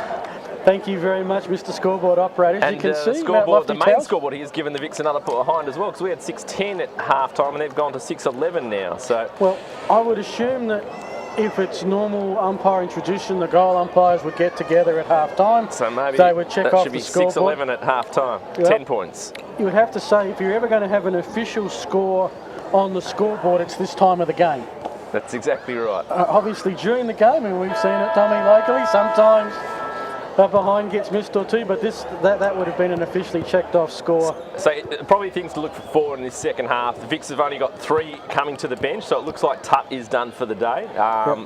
That's going to be possibly significant, particularly given the size of the ground here. There's a few VAFA grounds that are this big, but not many, so the fitness will be tested of the Vics in the second half. Looks like we've gone out in sympathy because there's 3 coming to the SA bench, and Tommy, you have an update on that? Yeah, Craig Holm, very early in the game there, probably our star player. I mean, he's won 2 Division 1 medals, and a real prime mover at Ross Trafford Football Club has gone down injured, won't take any further part in the game. I'm not going to speculate exactly what it is because I haven't seen it myself, and you don't want to to give out false reports, but we certainly won't see him again today. So it's the good old days, 21 on 21. 3 men on the bench, it's all even. 10-point lead to the Victorians. Can they hold it to get us underway? You are with Tommy Javor. And here we go. First tap, Victoria, one down beautifully there by Minchie. There's no one in there. It's Mitchie, isn't it? Mitchie, yep. I got it. I held it. But SA should clean up in defence. Good, quick tackle again. Yeah, he's everywhere. He's making his presence felt there, and we'll have a ball up 55 metres out from the Victorian goal. I think South Australia need the first one here. 10 more scoring shots. Victoria probably should be further in front. They're not, so they've got to make a hay while the sun shines, and there's not much sunlight left, South Australia, as the ball goes forward to the centre position. Ball at ground level, beautiful quick play there by the South Australian, causing a spillage, halving the contest if you will. It's Makeda Tigerman, the Tea Tree Gully teammates. Ball comes down to half forward. Phil, you're on. Here we go, Victoria with the football, looking to clear it off half-back flank. Crishley in amongst that set of handballs, comes out to the grandstand wing. It's in the hands of Mitchie. Viv Mitchie from Collegians takes his time to run inboard, looking for a target. There's an SA boy there, but a bit stronger with the ball. This is a great pickup. Not so good with the handball, unfortunately. Sorry, that was Martinello. It was causing the contest there, but it comes out wide to the wing. South Australia should have the lead-up kick here. They do. Oh, dropping what he really should have taken there was... Seymour. It was Pierce Seymour, but he gets onto that left foot, puts it out in front of... Nice tap on there.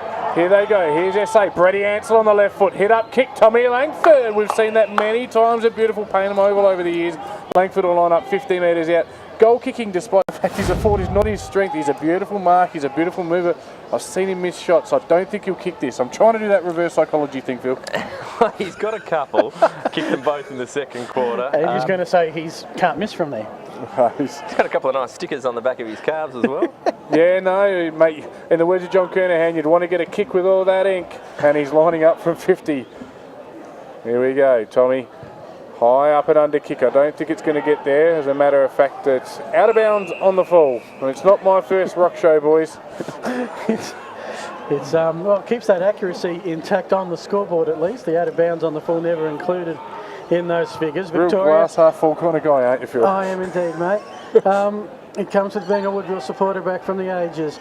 As we're down 55 metres out, Vics have the ball. Again, they do well with the clearance work. That was through Paul, also through Hilton. They're working it nicely out of defence. Comes into space here for Freezer, who set himself a task. Tigerman comes in the run interference. He's doing a really good job taking on anyone on a blue Guernsey. And in the end, the Vics say, we'll just concede the throw in. Well done there to the Tiki train. He's a stalwart, a former Tea Tree Gully junior, now senior. He's young, he's lean, but he certainly has a dip, Cameron Tigerman. You know what you're going to get every single time. Going Caleb Daniels style with the headgear.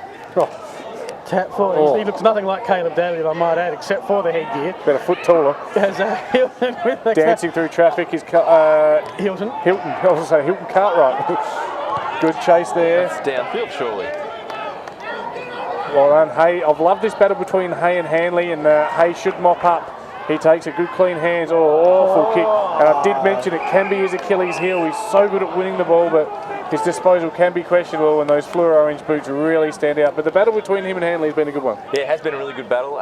Victoria just struggling at the moment to get that chain of possessions going the way that is falling down at that final kick or that final pass, which is letting them down a bit. First time today, there is the slightest whiff of breeze. A zephyr. A zephyr, that's the word. And there's no erection on the flags, but they're certainly they are starting to lift. Starting to lift, just blowing to the end. South Australia's kicking two, Worth maybe two behinds. Nothing of substance. Worth two behinds. I've never heard that call before. Well, Phil. It's not worth a couple of goals. It's barely worth it. It's something. It's got to be worth something. Ball spills, Victoria, though. They seem to have the numbers of the contest. And that was Barnes. Barnes has been good as well, hasn't he?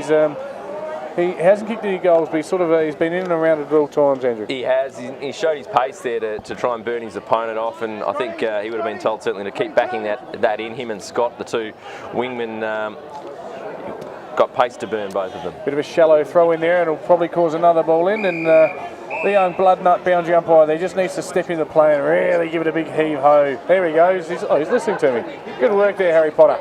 He's got a bit of hurry about him. That'll get back. Give it a rip. More Ron than Harry. Ron Weasley. So that's what I was after. Thank you. Carry on. Let's get back to the footy. As Victoria, chain of handballs ripping his way through his Bunbury, but he coughs it up. And then coughs it up well to Rolf. Alex McKay, bottom of the pack, in and under. Looked like he might have. Ansell clears it. Awkward handball. Back to McKay. He's in trouble. Nice release. Composed McKay. Yeah. Oh, where are you going, son? You're going the wrong way. I'm going to Cameron Tiggerman, he says, and he finds the Tiggy train. And Tiggerman, he looks up.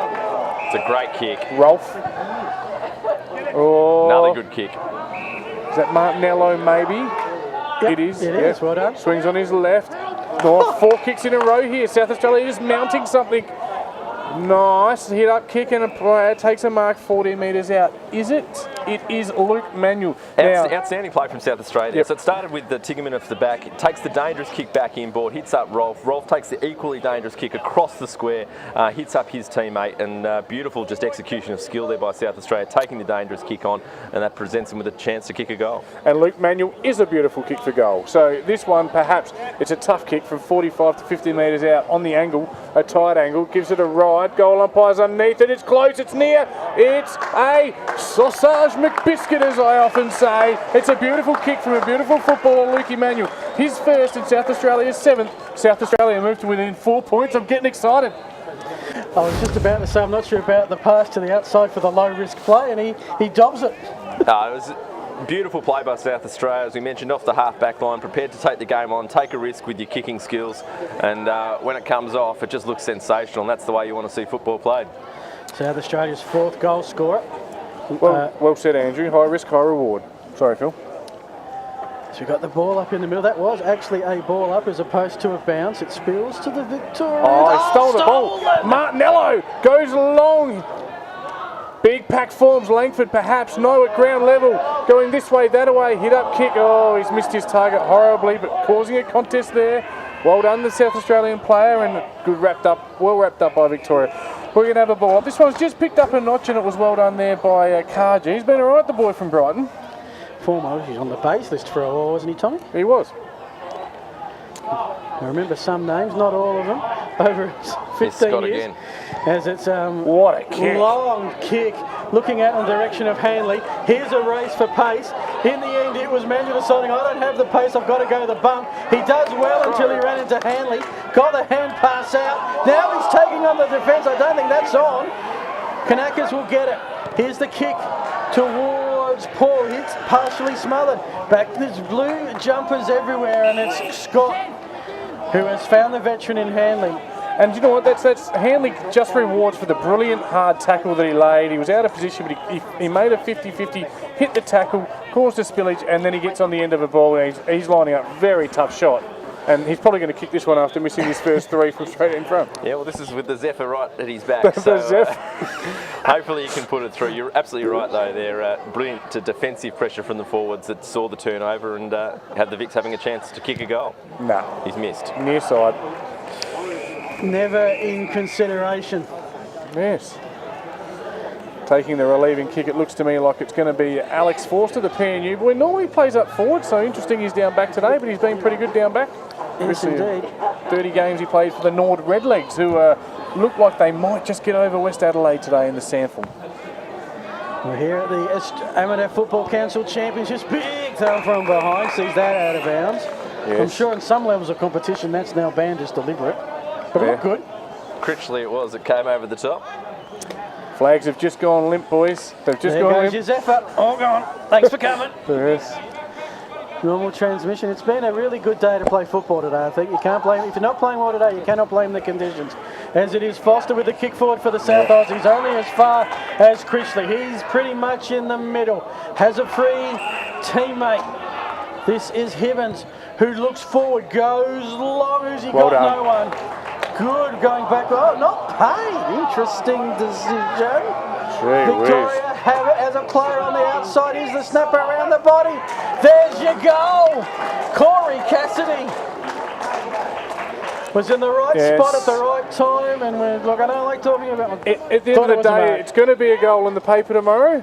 But would you have paid the mark to Nick Hales running back? Probably would have paid the mark, but I suppose you've got to hold him all the way to the ground, and he didn't do that. So at the end of the day, ball spills out. Victoria did really well to work it out. It was Dornoff that got the hand pass out to Cassidy, and Cassidy, who's been relatively quiet, was able to snap the goal. Yeah, Tommy and I see too much kids footy, don't we, mate? Where You've got 2 hands to it. if you get 2 hands, it's a mark. I'll pay it. I'll pay it. We're not used to being grown up calling our footy game. Yes. Anyway, back in the middle. SA, well, they're trying to move it forward. I'll leave you with Tommy. Yes, and we're going to have a secondary ball up here as stacks on in the middle. And around the middle of the ground for South Australia. Just looking at the light towers here, guys. Is there any chance the lights could actually point to the ground rather than straight down? Oh, you Victorians, you find different things to complain about all the time. Yeah. At least it's not raining. It'll be raining in bloody Victoria. As Victoria win the ball out, and it's through the likes of Quinn. He's got a bit of toe, and he goes long, high up and under. Right in the middle of the back there of Big Cow Hay. And quick chance to tell the story. I was working for the Eagles when they built the towers. We had to kick off the season under lights at Thebby. They were finally put up 1 week before it started. Not until they turned them on did we realise that they only lit up the ground and not the crowd. We had to bring in extra lights so people could see where they were walking. Interesting. I also played my first game of night footy here in 1989, Nord versus the Eagles, Phil Heard. That's the West Torrens Eagles. Yes, it was the West Torrens Eagles. That's right. Back to the footy we go. Back to the state game that we're here to call. Thank you, Andrew, for bringing us back from yesteryear. Anthony Scott sends Victoria forward with a penetrating kick to the forward 50 arc. Will it sit? No, it won't. Out in the full, maybe, was it? It is out in the full. Well spotted, Tommy. Thanks, mate. And that was off the bit of Doranoff. You don't need us, do we? We'll just go home here. You guys keep chatting amongst yourselves. I've got to say, South Australia are doing a magnificent job to make this game feel like it's a lot closer than it is, and it is very close, of course, only 10 points, but they're right in this. The Victorians really, for all their ascendancy in general play, they'd want to get a wriggle on the scoreboard. It has a feel that Victoria's 4 or 5 goals up. SA has its moments of compete, but you're right, 10 points of difference. Is that Al Armstrong running around on the left? Can they change it here with the long shot? Ambitious shot, and he's just pushed it across. Was that Al Armstrong? Yeah, it was, yep. Oh, I'm getting good at this. All right, Al Armstrong took the game on, though, at least tried something, and we'll have a quick kick out here, and South Australia will roll on down the line, looking for Martinello. He's out of position and outnumbered by Victorians, but he reaches in with that big mitt. Sideshow Bob with a big mitt and set upon by Victoria, who's tackled, and we're going to have a ball up on the centre wing position, Phil. We are indeed. Again, Victoria edge it out. We really haven't seen it get beyond the 2 and a bit goal margin all game. So you think SA need the next one just to keep that environment Gleeson going. was great at the stoppage out to Mitchie. Very quick tap on, let's say, from Mitchie into that scoreboard pocket where there's lots of blue. Great spot. Here's the runner. Here he is. This is Barnes with the snap and the goal. And Barnes gets the goal, but it's the beautiful spot there. Release handball. Yeah. Who was it? It was Lockie Dornoff from Uni Blacks. You're right. He was front and centre, roved it off the pack, off hands, and stepped it sideways and fed a hand pass out to Barnes. Yeah. Didn't quite hit the hand pass, but Barnes was good enough to gather and snap the goal. No, that was a game breaker, that one. And I'll tell you what, South Australia absolutely need the next goal here. Biggest margin of the match for mine. Yes, 17 points. 17 points, 20 scoring shots to 8. 17-point game, 13 gone third quarters. We're into. It was a 3 o'clock start. We started late because we had a bit of an issue with the anthem, and then the girls' game went a bit late. Prince takes clean possession out the ground. I think it's smothered by a South Australian player. Maybe I saw that wrong, and it's gone forward for Victoria. Ball in dispute here. Winning it possibly? No, it was nearly Burberry. Oh, it comes down to Hanley though. Quick kick, left foot kick, dangerous ball. South Australia first onto it, reading it beautifully off the foot. Shades of Darren Jarman in the 97 grand final. It's bounced off a foot straight into the hand of Dornoff. He's kicked his second and he's having a real impact. No, it's his first, but he was involved in that previous goal, Dornoff. You're right, he read it brilliantly off hands, or the defensive kick. I wonder if the South Australian defender could have slid in and taken a chest mark there rather than just hacking it off the ground. You can see there, well, maybe he would have struggled to get hands to it there, so maybe a bit harsh on Callum Hay, but luck's a fortune, I guess. Fell into the hands of Dornoff and he snapped truly. Dornoff having the same 5 minutes of brilliance that we saw Kakuro have in the second quarter at the same end. Oh, where Hanley's he just kicked 2 taken goals out and had the 1 Prince. assist. Can only be, and that's the risk of running Matty Hanley in the ruck there, because he's not a recognised ruckman, so just fulfilling a role to give Ferraro a chop out, gives away the free. And gives SA the ball as the Prince kicks it forward. Seymour with the big turnaround, lumbering kick. However, Victoria there in numbers, chance to take the mark. Did well to create the contest, Seymour, but then coughed it up with a good tackle. And that's holding the chutney. How's that holding the ball? He held him for all of half a second. He fell over. It was a good half a second though, Andrew Leonard. It was a good one. I'm just wondering I'm not getting a replay, unfortunately, on the screen there, but I'm just Kikaro. He'll kick long to the hot spot here. They'll fly. Big pack. South Australian best position. Don't quite come down with it, though.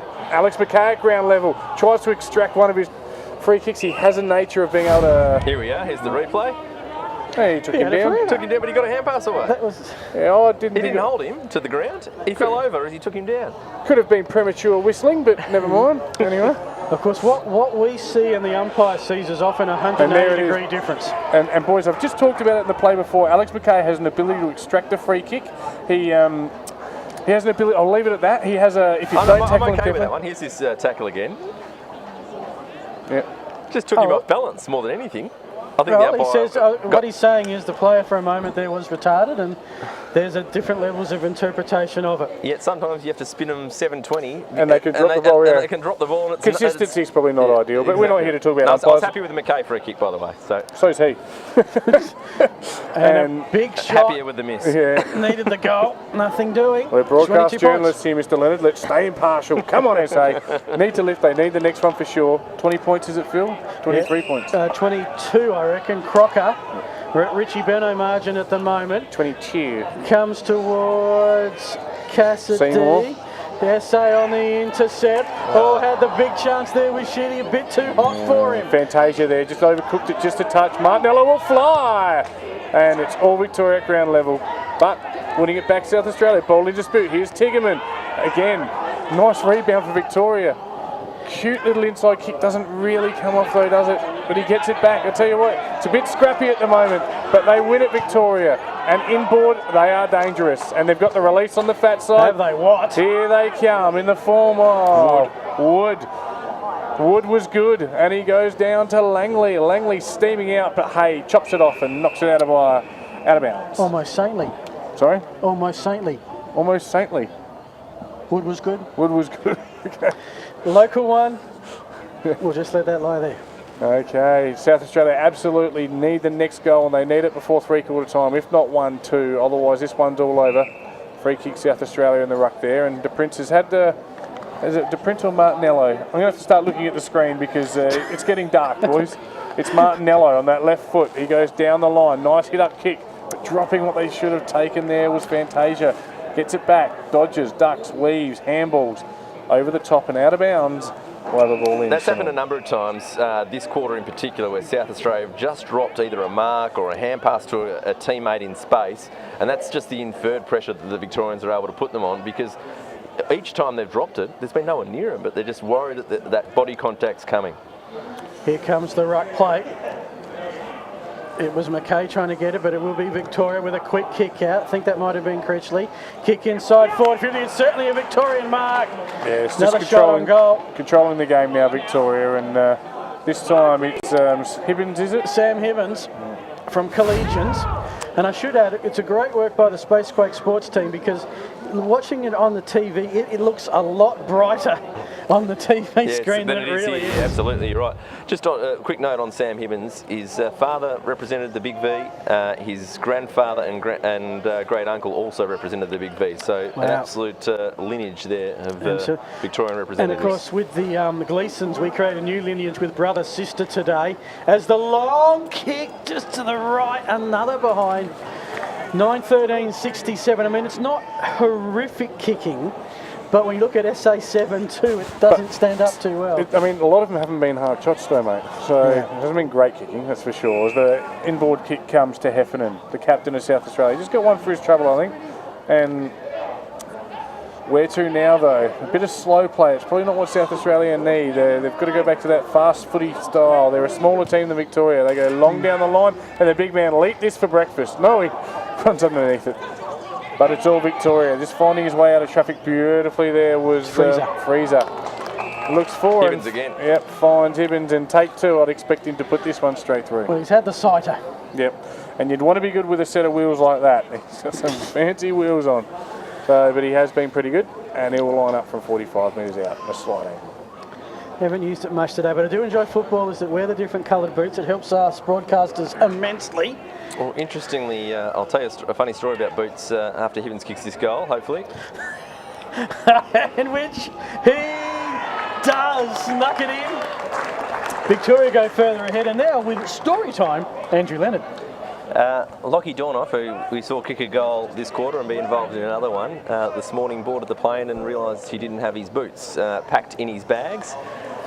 So the text message went out, and lucky we had the girls' flight already here on the ground, and our umpires actually flew out last night. So the umpires representing the VAFA here were here last night. They went to the footy at Adelaide Oval last night. Oh, okay. And the text came through, and it was a case of, can you go and buy this size boot at this for this player?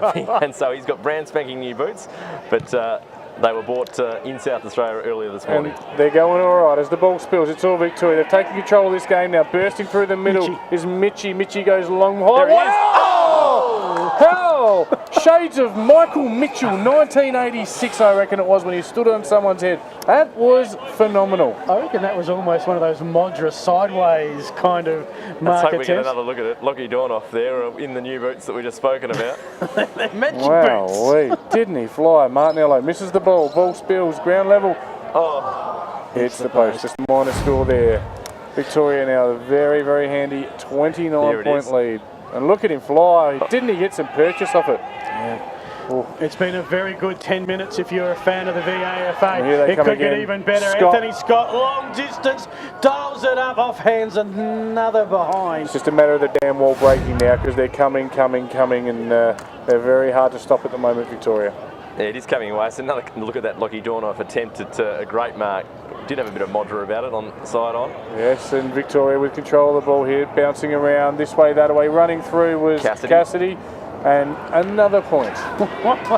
It's death by 1,000 cuts at the moment. Yes, 10-15, 75, plays 7-2, 44, 25 scoring shots to 9. And my pre-game tip of Victoria probably being too strong is looks like it might come to fruition, unfortunately, Phil Hurton. Lemon time can't come far enough. The second quarter went for an eternity, almost 30 minutes, as SA looked to bring it out. They look like kicking it straight down the throat of Armstrong. They had to wait a long time. Just lost their composure a little bit, I reckon, Victoria. South Australia in this quarter. The pressure's coming for Victoria, and they just need someone to hit up a kick, someone to break a line. They haven't been able to use the corridor either. They've been forced out wide the whole quarter. Everybody is Victorian side of centre, bar now 2 players going back. So it's a very crowded area, 34 players there at ground level. Well picked up by the South Aussies, and a nice mark taken there by Karga. Chance to settle things down. The dangerous inboard kick. Ansell, he's got players on the outer side, on the fat side, and here we go. It's Hales. And Hales' short little hit-up kick. Here they go, they're rolling now. Corcoran down the line. He's got Tigerman. Tigerman will roll as well onto his right inboard. Looks for... There's very wide. Kakuro, is it? And he's met by his Victorian opponent. Didn't quite hit that last kick, Tigerman, but a good build-up from South Australia, and they need a lot more of that. They do indeed. Watching McKay here at this stoppage.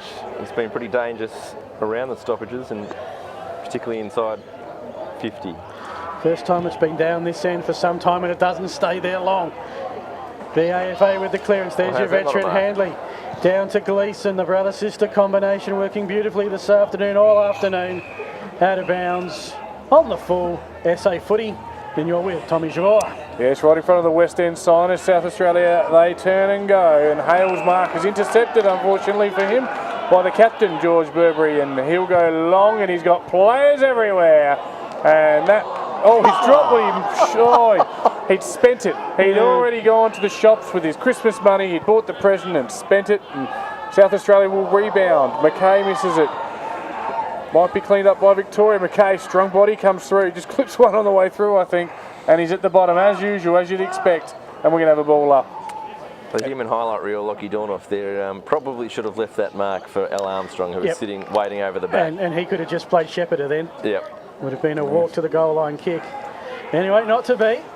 Good strong tackle there on Anthony Scott. Now Anthony Scott, for probably the player that's most impressed me with the kicking, the timing of his kick. You hear it every time he hits the ball. It's a beautiful kick. Yeah, very, very penetrating, both with his run and kicking. Yeah. One of the good things, at least. Here's South Australia. Here's Langford on his left. Is it? No, it's not Langford. It's Rolfe.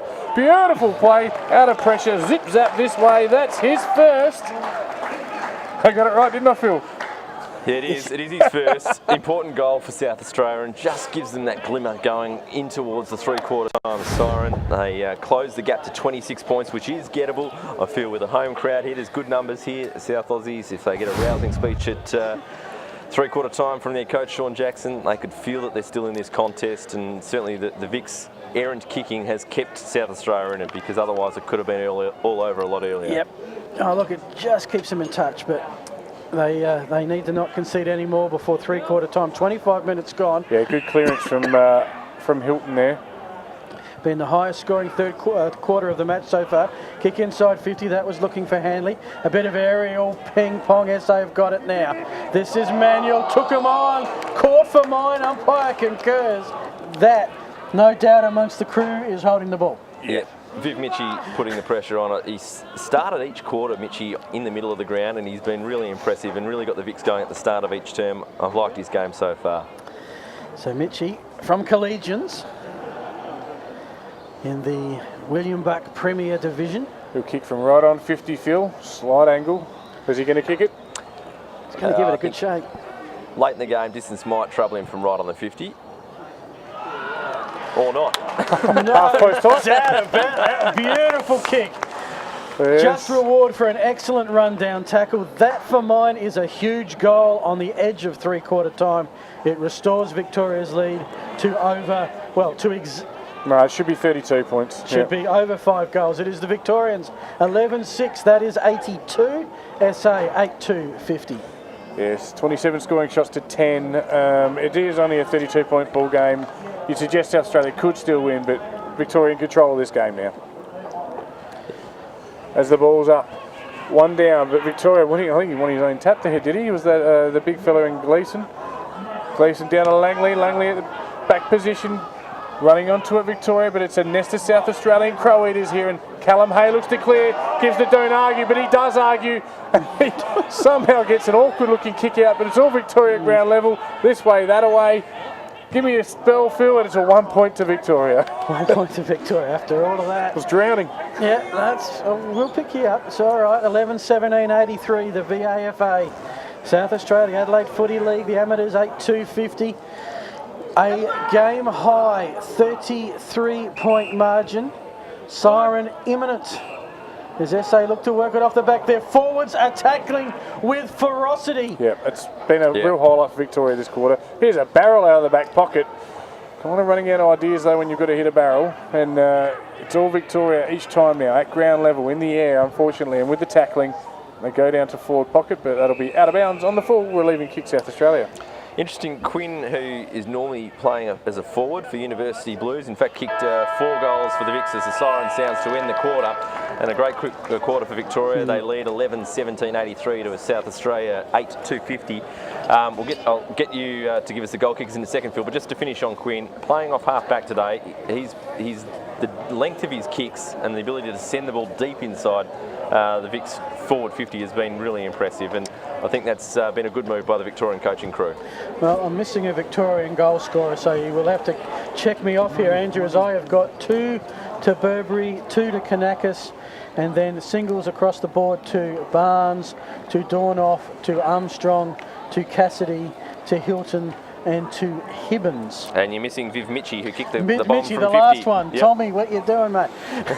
Sorry. Nice, mate. You're doing a great job. I've dropped me bundle, You're boys. doing a great job. And for the SA boys, Kakuro with 3, Langford with 2, singles to Manuel, Elliott, and Peter Rolfe. A late one, but not enough. It is three-quarter time. We will take a break for a couple of minutes just to rest the voices. It is the VICs 11-17-83, South Australia 8-2-50. The lights are on. And the VICs are doing well away from home. They lead it by 33 points. This is Spacequake Sports. Go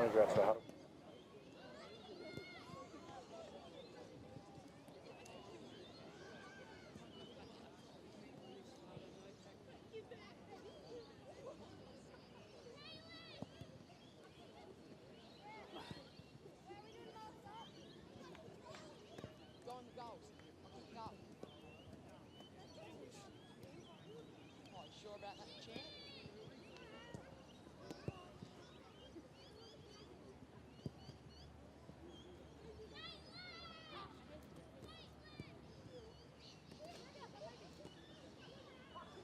sorry, that's my limit right there.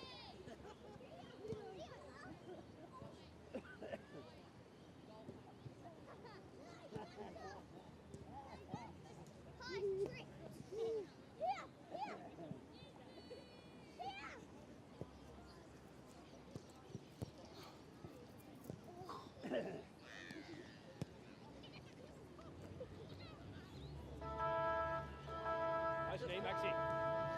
How's your knee? Taped up? There you What? Bloody hell. Yep.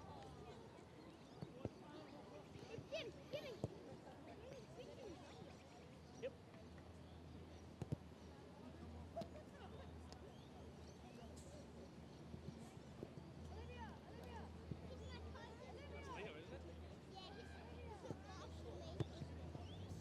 Isn't he?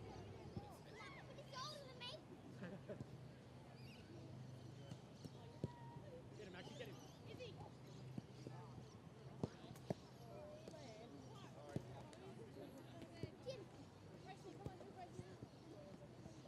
Man on. Play on. Leo.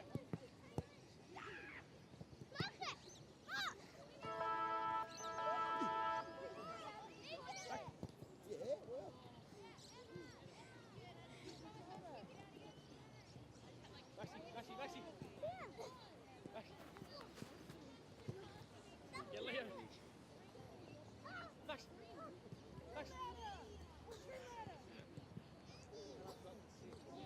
You alright, Will? You know what? Okay, so I'll give you a tip. When you get tackled, stick your hands up in the air.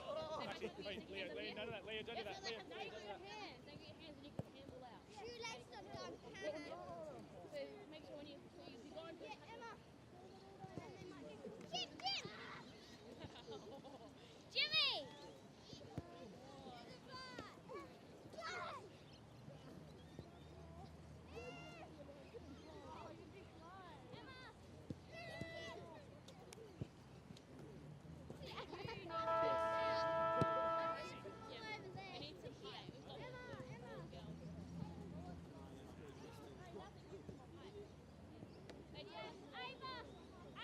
They told us today that they were only going to be cool. They weren't going to be running. They came and they were all fit. We're like, we're not fit at all. You better be showing me some right now. Let's go, lady. Give me my boot.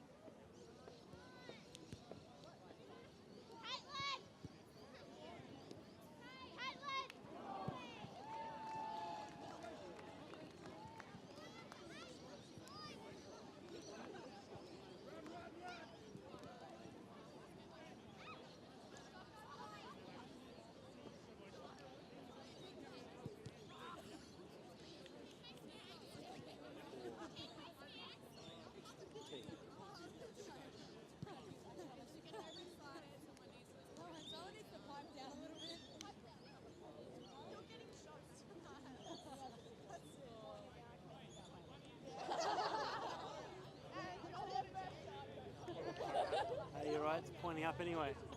Yeah. Get the light.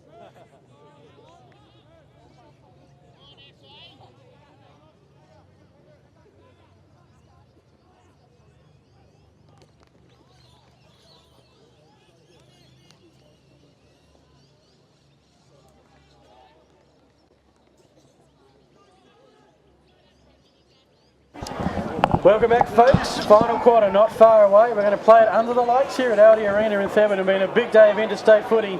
We head into the home straight. The Victorian Amateur Football Association with a 33-point lead.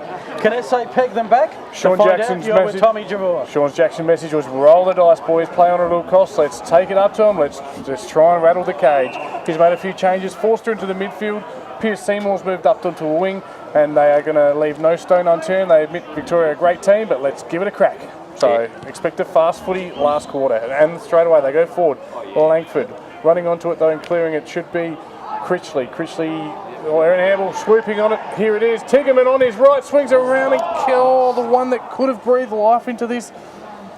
Would have been a big goal. Really would have been a big goal if Tiggerman was able to kick that. And I thought initially he obviously didn't have a left foot because he ran to the pocket, looked like he just had to run and kick it on his left, went back onto his preferred right and snapped it a little bit too hard. Really probably get a better angle on the right, but just missed it. So SA need to get the first. It's a very simple statement, and they're certainly doing the attacking. Can they convert it? Goes into this pocket. Working hard is Scott, gets the hand pass away, clear and kick into space. This is dangerous. Can it set for the South Australians? Oh. Here's Langford with the snap just up and down. No rain to bring. And in the end, an easy mark to Nick Wood, who will take a breath and clear from defence, run off his opponent and kick it down the outer wing. Here we go, but South Australia in front here they are. They're rolling the dice. Good They're start trying by everything. the South Aussies. Yes, so we're going to come, baby. We're coming. Come with the thunder, as they say. And here they go, down wide on half forward. They've got to go quickly though. It's got to be fast footy because Victoria. Langford. It's Langford, is it? From 55. He tries to bring the reins. The reins are coming, Marge. And they fly, but it's all Victoria back there. A really good mark there. That was Josh Freezer, yeah, classy mark.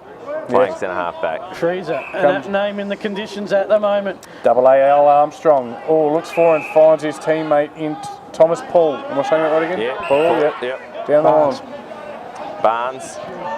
Up to Critchley. He's off. Oh, he was sorry, off. it's Burberry, rather. Yeah, the skipper. Now Hilton goes inside 50, looking for a key man. That was Dornoff in the third quarter. Really came to life with the boot in the air. And he's just done himself a mischief there, Hilton. Nothing actually untoward. I think he's just... Geez, it looks like he's done... Jagged something. Yeah, it looked like Probably a foot a injury corky to or me. something like Yeah, I know. Meanwhile, SA with the ball. Couple of minutes into the final quarter with a lot of work to do, trailing by 32. That was pretty good work initially there by Peter Rolfe, but couldn't keep it in bounds. Yeah, pressure from Harry Hill was excellent. Yeah. And it has been all day for the Vics. You can see Peter Rolfe, he's got that sample body, that 100 games. You can see the strength in the core. Just hasn't had enough mates work with him today. Tiggerman. Well done, Tiggy boy. Oh, my God. If that's not holding the ball... He kicked it. Did he? I thought it rolled off he his... kicked it backwards. No, he got boot to it and dribbled the kick backwards. He did actually dispose of it, but Oh, dear. that's how it works. You know, it's with Victoria, it's with Nick Wood. Well, I'll pay that. I thought it fell off his leg at best. Anyway, the Victorians will go forward. They're really looking for the closer at the moment. They're at half forward. Here's the dobbing kick, and I reckon this might be it. I need something to whinge about later, boys, so I might have to be the umpire. So we've got Thomas Paul, and I'm going to throw, Andrew, you're going to call this one. Thomas Paul, Victoria with a 32-point lead. Paul, over 158 games for Old Melburnians, former player at Sandringham in the VFL, from about 48 metres, puts it on its way for a goal. Emotion, man, emotion. What a start. And that's it. Good night, nurse. Thanks for coming, South Australia. I know you didn't travel far. Don't we need to do the AFL thing? This game's not over. Anyone's ball game here. No, it's Victoria been too good today. And while I can feel, sorry to go on a personal note, my daughter's listening. She's 2.5 and she loves listening to me on the radio. So hello, Izzy, I love you. South Australia aren't going to win today, Daddy. So Daddy's going to be sad, but you've got to give credit where it's due, and Victoria have been too good. Too many stars on the day. Yeah, they have been excellent. And Thomas Paul, leading from the middle of the ground, has been one of them. The vice-captain of the side. He was one of the key players that was motivated to come back and play this game against South Australia after they lost last time. And now they're winning the clearance. Sorry, got that beautifully red there. Number 7, who's that? Ken Ackers. Almost Armstrong. And it's all Victoria. Play on advantage. Yeah. And I better start writing some of these goals down. I'm running out of page here.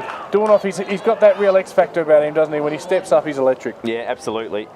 And he loves taking the game on, loves every chance to kick a goal, as most forwards do, particularly small forwards, don't they love it? And Dornoff not willing to let his teammate get the free kick, just play on. And I reckon he might be handy on the dance floor. Would that be a safe assumption?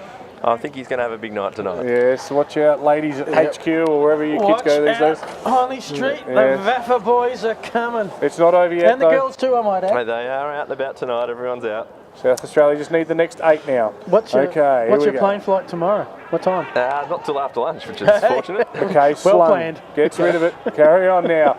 Steaming out to it, chasing, making the chase there is Langford. Doesn't quite get there. Victoria should clear, and they're looking a lot more dangerous with more time and space now. And they do. They've got an overlap handball.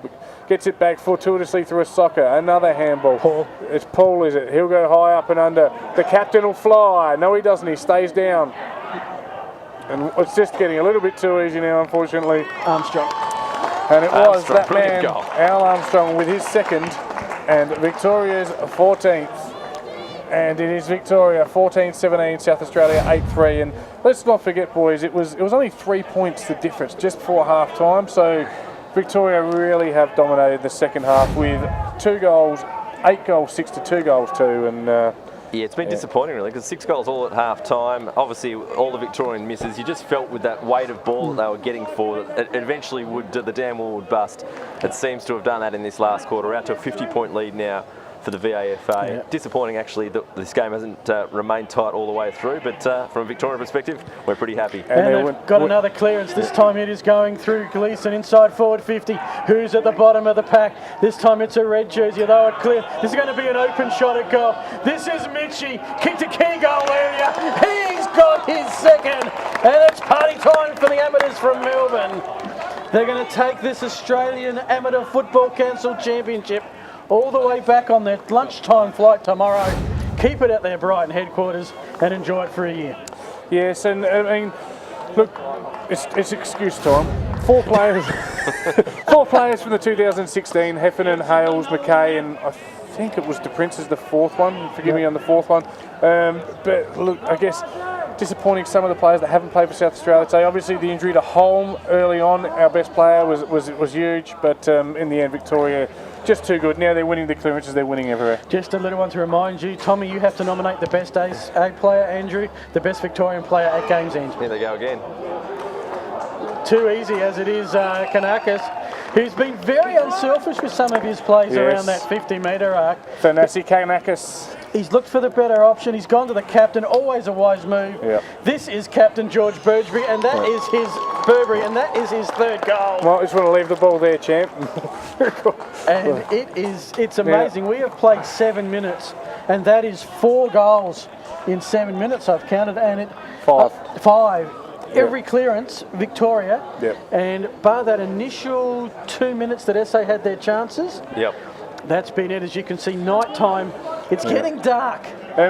Phil, you've just mentioned to me I've got to pick SA's best player. Would have been handy information at the start of the game. I did tell you at half time. I got a few ideas on who that might have been, but look, the Vic's just dominating now completely. 10 individual goal kickers. South Australia just with the 5 goal kickers to their score at the De moment. Prince out the middle here. South Australia, they'll win a clearance. Looked like Sheedy to me, that trusty left foot down a half forward. Rolf led into the race of the ball boys, Victorian opponent, no clear. And they've just got too much time and space. Brady Ansell on the scene, just a little bit late there. And Barnes, that man, Mick Barnes, no relation to Jimmy apparently, will come back. And they're just passing and getting the stats up here. A bit of champion data time. Another one of those father-sons. His father, Russell, played for the Vics in the 80s. He's here today. Yes, and to the outer side now. It's another Victorian player. Who's that over there in the red boots? That's Tom Quinn. That's Tom Quinn. He's been good off half-back today, hasn't he? Comes in. And there's that microphone we've got down on the bench. They've been good today, the Vics. No foul language as they come across board. It's Critchley. Critchley in ball. That dangerous kick we talked about, that high-risk kick, and it should turn over. Ansell should pounce on it here. Brady Ansell breaks the tackle, releases the handball. Getting on the end of it is Heffernan, the skipper. He'll kick one. Consolation goal. Oh, you have to bloody ruin it, don't you, Victoria? Touch right on the line there. Nah, give him nothing.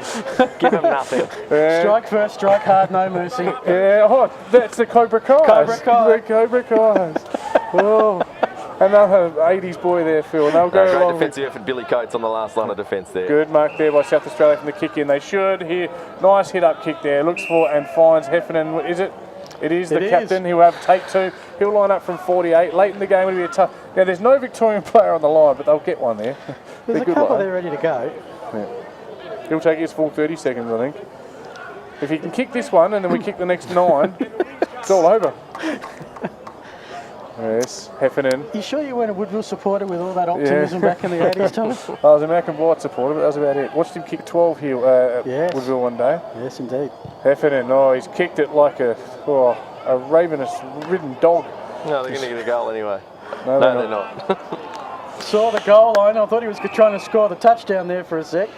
And that was a Tiggerman who couldn't get the ball away. Not caught holding the ball. Not sure he made an attempt to get rid of it. It is a 60-point lead, which is quite staggering where we were at half-time. With 61. 61. It is indeed. Here we go, South Australia. Just taking a bit of control over the last couple of minutes. They're just not able to quite hit the scoreboard as they'd hope. And just quickly, Phil, your beloved Eagles 54-point winners over Adelaide. And I'm not going to Centrals on Monday because they've lost. They've lost to the Magpies. Yeah. Magpies break their 5-game losing streak in the Sandful. Yes. Didn't they read the script? We're trying to keep the Crows and Port out of finals. But anyway. Gnawed by a point over West as Pierce Seymour lines up. Goes bang. He's a beautiful kick. Just hasn't quite got enough of the ball today. That's the man who once, I can't actually say what I accidentally called him one day, but it was a highly inappropriate Freudian slip. Pierce Seymour. But he kicked his first. And yes, unfortunately. We like to keep I don't know, do they have ratings for Facebook and YouTube? Absolutely, people drop off if they're not ratings. I'm talking about the classification. You know, G-rated and M-rated. Not sure about that. We're not at adult time yet, Dommy. Good reward for the South Aussies there with persistent forward entries and Seymour delivering the goal that they needed, but probably a little bit too late. I feel like I'm watching Training Time. It's that kind of night, about 6 o'clock local. Yeah. And it looked, to be honest, it's spread out a bit now, hasn't it? There's not a lot of body on body. It's a bit free. No more injuries are wanted, I think. And although, having said that, comes in board. Yeah, very dangerous kick. But Victoria just seem to have all the ascendancy and all the control at the moment. Wood looks in board, finds coming in board. Beautiful kick there by Critchley. He finds that man Hilton. I always want to call him Hilton Cartwright. I'm not sure why. There's something wrong with my head. But anyway. Going Tiggerman, he hasn't been our worst. Goes off the ground with a hit and hope. Oh, Critchley dropped it. Yes, dropped what he might have taken. It wasn't spinning right though. I don't like it when they spin like that. And good pressure by South Australia. And they cause the ball to spill. Coming in a million miles an hour there was Tom Langford. Tiggerman again with the unlikely kick. And it is 1 point. So all of a sudden it's the SA boys with the yips around the goals, although nothing in the set shot department. Long way back, 55 points the margin I've got it at the moment. And we've got probably about 15 minutes left of this contest. So if you've got any jokes that you've been storing, you've got 15 minutes. And don't forget, I want your best players for both teams by game's end. That'll be your final assignment for this afternoon. Yes, I'll work on South Australia. It's hard because we had good players in the first half, but in the second half it's been all Victoria. And it is. So we just dropped off the name calling a little bit there, but it's all Victoria. Ground level there, it's Quinn. As you mentioned, he's been very good. There's Hilton. So it's Hilton. Yes, this way, that away. Beautiful release. Looks for him, finds Cassidy. Cassidy goes long and he'll fly and probably give away a free kick there. Yeah, silly. Ambition and capability. Oh, you're 55 points up. You're in another state. You're going out to get in the gas all night. You want to highlight and tell your mates about, don't you? Last time I got off the ground, it was in an elevator. So sympathise there with Thanasi Billy Kanakis. As South Australia go along to the wing, and there's, as we said, it's really opened up time and space. Well, he sells the candy to maybe the boundary line, and he goes along, high up and under. Victoria probably will mop this up as it's a 2-on-1, and they do, Phil. They do indeed. This is Freezer, who shows that he's, as cool, calm and collected. Finds Harry Hill, the old Brighton boy. As it gets darker, it's hard to actually read the notes on the numbers. Anthony Scott has it. He's on centre wing, sends it forward. Beautiful bullet pass to his South Australian opponent. They're trying to work it forward now, the South Aussie boys, but plenty of blue jumpers. Oh, this is sensational work. I got to get that guy's number. I have a feeling that was Barnes. And he's looked up and he's found Burberry, who's had 2. And the captain can finish with 3 because he's in range. Or more. Because as we've mentioned, the dam wall was broken and it's all Victoria at this stage. Yeah, I mean, it has slowed, the scoring has slowed down a tad, but there was that 3-minute to 8-minute mark where it just rained goals. Clearance inside 50, shot on goal. It was just Domination from 48. Long kick sends the umpire scampering. That'll be a behind. Just adds to the tally. Victoria almost got to 50% with their goal shooting. They go to 16-18, 1-1-4, SA 9-5-59. From the kick out, South Australia come to the near side. Good spoil there though, made by Mitchie, and it will be a ball in. 55 minutes. I'll tell you, it has been good for South Australia. He probably won't get the best player award, but I've liked Callum Hayes' game. He's been as honest as the day is long. I mean, Hanley hasn't kicked a goal yet, and he's been down there a lot, so you have to give Cal Hay plenty of credit. The throw in. Smothered I kick agree, you know, he's been from, good, Hay. from Paul. So we've got a consensus. Seymour Hayes on the list. Yes, to Tiggerman. Tiggerman hasn't been our worst either. Yep. Tiggerman goes with the right foot, goes long to full forward. South Australia in front, just dropping. Oh, could have been in danger, but nothing doing. Play on. Alex McKay, ground level. Got a big shiner at the moment, Alex. There's Alex McKay there, so I've got that one wrong. We'll so play on, Phil. I've lost my way. I've got it there. Well, you can see Alex McKay's eye on the screen. He's copped a pretty nasty one. There might have been Brett Ansell at ground level. Just to reset, we're coming to you live from the ALDI Arena in Theberton, western suburb of Adelaide. Yes, get that West End, our sponsor's product on ice. We'll be there soon. Best end of the day it is. Make sure you get on that tonight there. It's a great drop. They call it red gold. As here we go, South Australia, bit of time coming down the wing. He should get him over the back, and he does. It's Kakura. He's been a bit quieter in the second half. Rolf drops what he might have taken, but gets on his left. Nice, good composure there from Rolf, and he kicks his second, and he'd certainly be in the running for South Australia's player of the day. Apart from one mistake early, he's been very, very consistent, strong in all parts of the ground, and it is South Australia's 9th. They move to within 55 points of Victoria, and stranger things have never happened. I was about to say, surely not. Good goal from Rolf. As you mentioned, he's been one of their best for the day, and I've liked Luke Manuel's game. Alex McKay's been good as well, but Rolf certainly in the middle. The other player who's played a pretty good game has been Callum Hay, with the opportunities he's been presented as well. But overall, probably just too many numbers amongst the South Australian 22 that just didn't find enough of the footy and get enough of it done when it mattered. Back in the middle we go. Tapped down by Ferrado, who's been lion-hearted as the Victorian ruckman today. Never seem to get the respect they deserve, the ruckman these days. I think it's changing though, isn't it, with the number of great ruckmen that we're seeing at the elite level now? Starting to see that the ruckmen realise that they have to adapt and evolve and become a little bit busier, and when they start getting high clearance and possession counts, they I guess get noticed. As here is Cassidy, kick out to the far wing. We thank our sponsors OTR and Focus on Furniture and Bedding. Victoria are lining up for another one. Kick inside 50, running it off hands was Burberry, who missed it. Shows the composure of a captain to recover top of the square. Bouncing ball, here comes the snap. It's Kanakas! Calm down, Phil. With his well third. done. Keep going, Phil. It's great. Yeah, well, good finish there by the man I've been calling Thanasi. No, excellent finish. He's kicked 3 goals today, one in the second, third and fourth, and Billy Kanakis becomes equal leading goal scorer with George Burberry for the VAFA, and they continue the misery for the South Australians. The issue I have with that one there, Victoria being too good today, but on that occasion there was 4 South Australians against Kanakis. He should never be able to find a way to get a goal. Shouldn't happen, and it did, so that's disappointing, and hopefully the next 7 or 8 minutes are a little bit better than that, because that was rubbish. Back in the middle, we got the Victorians dominate again with a very quick clearance at the 50-metre arc. Lots of blue. They are not done yet. This is Burberry, and he has a target. Top of the goal square. It's captain to veteran. It's a shame because Hay will have his first goal kicked on him today, and Hanley's been all right in the ruck, but he's been. But here's the veteran of 16. Who knows if it's his last? He could go for 20. But what a way to finish if it is with a goal in the final quarter, to add to the carnage that the Victorians are dishing out right now. So Hanley with his first of the day, he becomes the 11th individual goal kicker for the VAFA, and that is their 1, 2, 3, 4, 5, 6, 7th goals this final term. It's been an outstanding quarter of football from the VAFA, and a brilliant second half, really 12 goals to 4 in the second half. Yeah, 7 goals, 1 to 5, to 2 goals, 3. The game has opened up. So plenty for the Tragic boys to talk about during the week? Yeah, we will have a lot to discuss during the week. We're actually going to film the show here. We'll see how we go. See what you're left like after Harley Street. Here come the Crow Eaters down to full forward.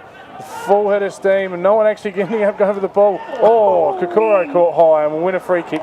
And he'll line up for his fourth. Look, he certainly was the most dangerous player on the ground there for a quarter, but I don't think he's probably... Starved of opportunities more than anything, but you would have liked to have seen him in the game a little bit more. Perhaps he could have had a bit of time running through the middle of the ground or something like that just to get his hands on the football, because he did look lively for the South Lothies, particularly in that second quarter. And in any time you kick 4 goals in any game of football, you can certainly hold your head up with pride, and he's lining up for his fourth on a 45-degree angle from 45 metres out. And he has kicked truly. That is his fourth. Well done there, Tristan Kokoro. I like his kicking style. Very casual coming in, and plenty of distance off it. Just timed it beautifully. Yes, he's done that very well there, and he certainly keeps himself in contention for the South Australia Player of the Day. You've got me thinking here, Phil. I only get one crack at this, don't I? So you do. We've got about 2 or 3 minutes to wrap it up. Yep. So. I'll go with... if you could call the play for a bit, let me just analyse... Okay, you want me to call for a bit? Okay. Yeah. Andrew, you want to call... Be honest though, Phil, bucket list-wise, you wanted to call a game with Tommy Javor. Let's be honest, mate. It's a historic day. Yeah. Men and women, interstate football, same state, same ground, same day. It's been wonderful to be a part of it. Thanks for the invitation. Victoria, I wouldn't mind calling an SA win at some point, but it's not to be. Here comes Victoria, beautiful handwork. It's through Harry Hill. And the boy from Old Brighton becomes, goal scorer number 12?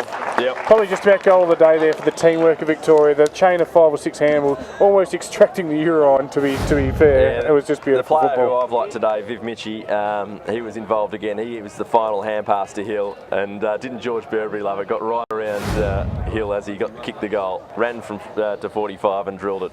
One thing Viv Mitchie certainly has is that lateral movement, that ability to sidestep and open up angles that other players might not be able to create themselves. Oh, no doubt. I think he's been sensational today, Viv, and he's tackling pressure as well at the contest. When he's been in a one-on-one, he's made the contest 50-50 every time. If it was the 70s, we would have belted him by now, but anyway, it's not. South Australia have had their fair share of clearances out the middle. They haven't been too bad there. Kokoro. Yes, Kokoro at ground level here, but Vic should clean it up, and this is where the game has gone a little bit into junk time because not a lot of pressure. We're going to have some uncontested marks going on here.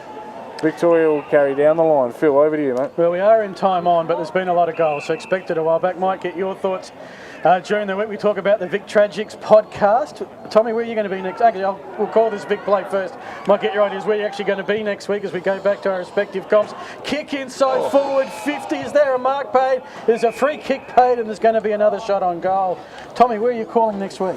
So keep just trying to stall for a bit of time and get the phone out and tell you, Phil. I believe. Yeah, Burberry it was that flew for the mark. Got the arms chopped as he came down. Couldn't quite hold the mark, and the umpire gave the free kick. So he's lining up for goal number 4. I'm going to be at one of your clubs, Phil. I'm going to be calling a game between Smosh West Lakes and Colonel Light Gardens. The Lions of Smosh West Lakes as the captain going for 4.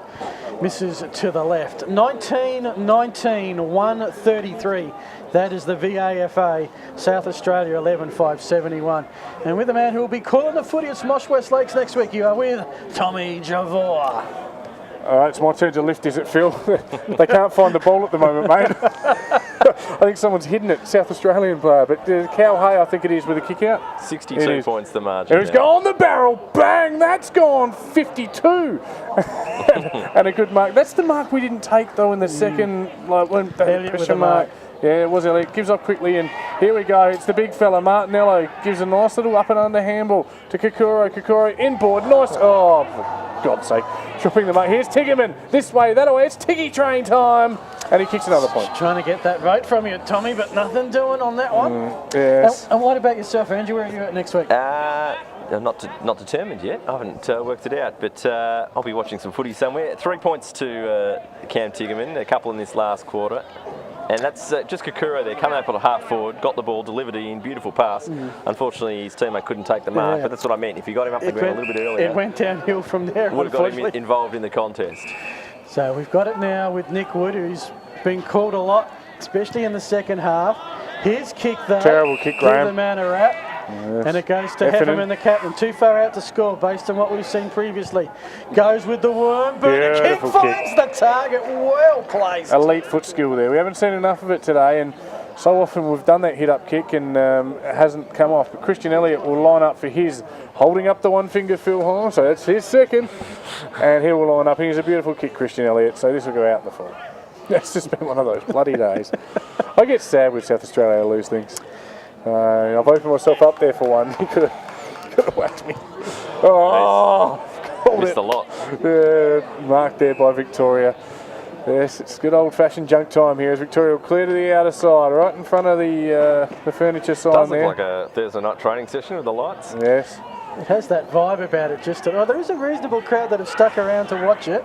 But certainly as a notice a competitive... lot of locals heading for the exits at three-quarter time. They would be Crow supporters, mate. Yeah, because the Crow, well, that's right. Thanks, Phil. They run the town, unfortunately. Yes, and here we go. A player in a ton of space might be Martinello. On his left, goes for a cute little chip kick and Great mark. might have been better off just kicking the bloody thing long, but it's turned out to be a goal, so you don't look at the mantelpiece when you're stoking the fire, they say. That is Peter Rolfe's third, and it may just be enough to win. It's not called the Tommy Javon medal, but what is it called, Phil? Good contest by Rolfe. Probably gave away a free. Sports Player of the Game. Say that again? Spacequake Sports. Spacequake Sports. Player of the Game. And what does he win? Accolade.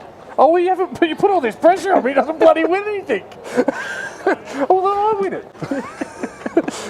That third quarter quip that I made, that was quite humorous, and I got a text message. Oh, well played, Tommy.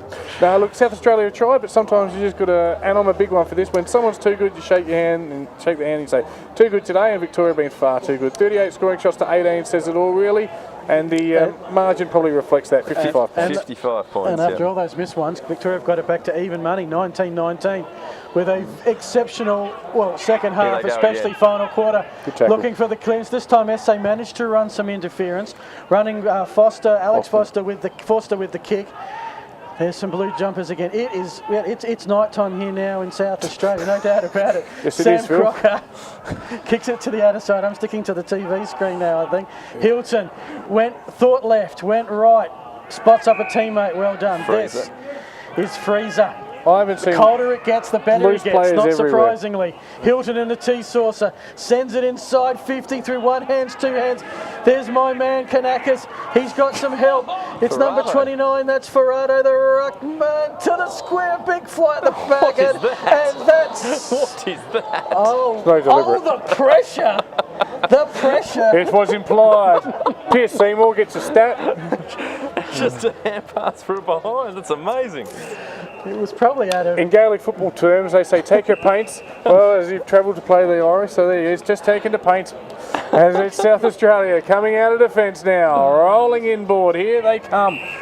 Through Forster. Forster goes high up and under, kicking to no one. Oh, good contest. There's a cork for two men. They'll feel that in the morning. Running onto it beautifully now. It's Kokoro. Kokoro goes along to full forward, but coming in third man. Victoria with all the numbers should clear. And, he stole the ball back. A lot of whistles and a free kick. Free kick for a throw. But, and is it going to Cameron Tiggerman?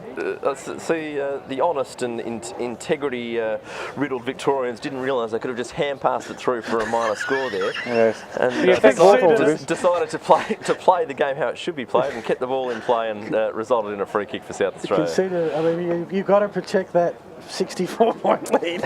Here we go. The man they call the Tiggy train, Cameron Tiggerman, former North junior. Started on a wing today, looking to kick his first. And he puts it straight through the middle. I'll try and get excited and get my voice up into the threshold of pain, but it's all over Red Rover. And it is Victoria. That brings it back to a respectable margin of... Under 10 goals. Yeah. 50 points. Victorian coaching staff on the bench are ready to storm the field when the siren goes. I'm not sure they're going to storm the field. Look at those lights. They're all pointing down. If you look at that screen on there. The oval's not in the air. I'm glad they're not pointing up. Well, they should be pointing out on a bit of an angle.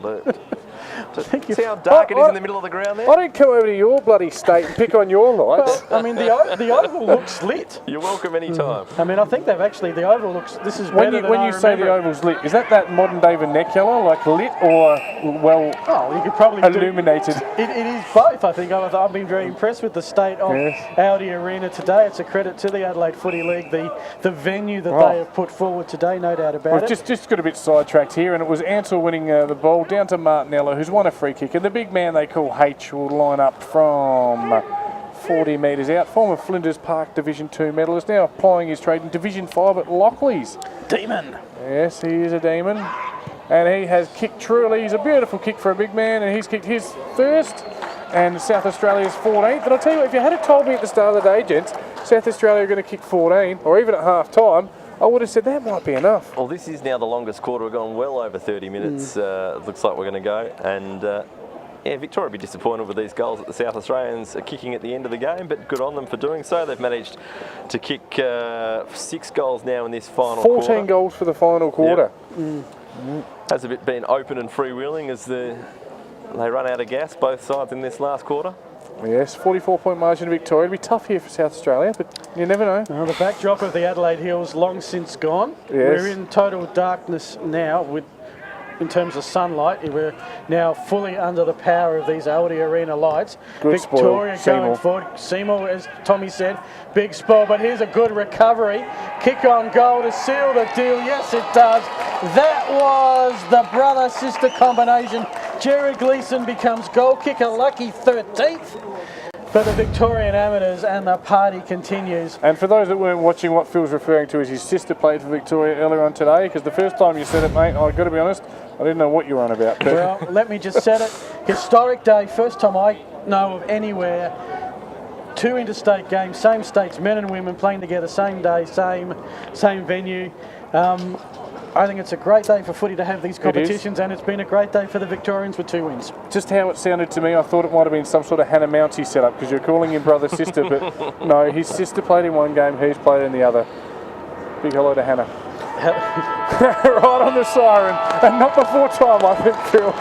It's Victoria 2021-40, 50-point winners over SA, 14-6-90. Well done, Victoria. I'm glad. Yeah, great win for the Vics, and they came here with redemption in mind. They certainly got it today. 20 goals, 20, unbelievable. 13 goal kickers for the Victorians, and a new goal kicker you would have noticed in that last quarter. Lots of celebrations around it for a big 50-point win over the South Australians. Certainly not disgraced in that last quarter, running with 6 goals in that final term, 14-6-90.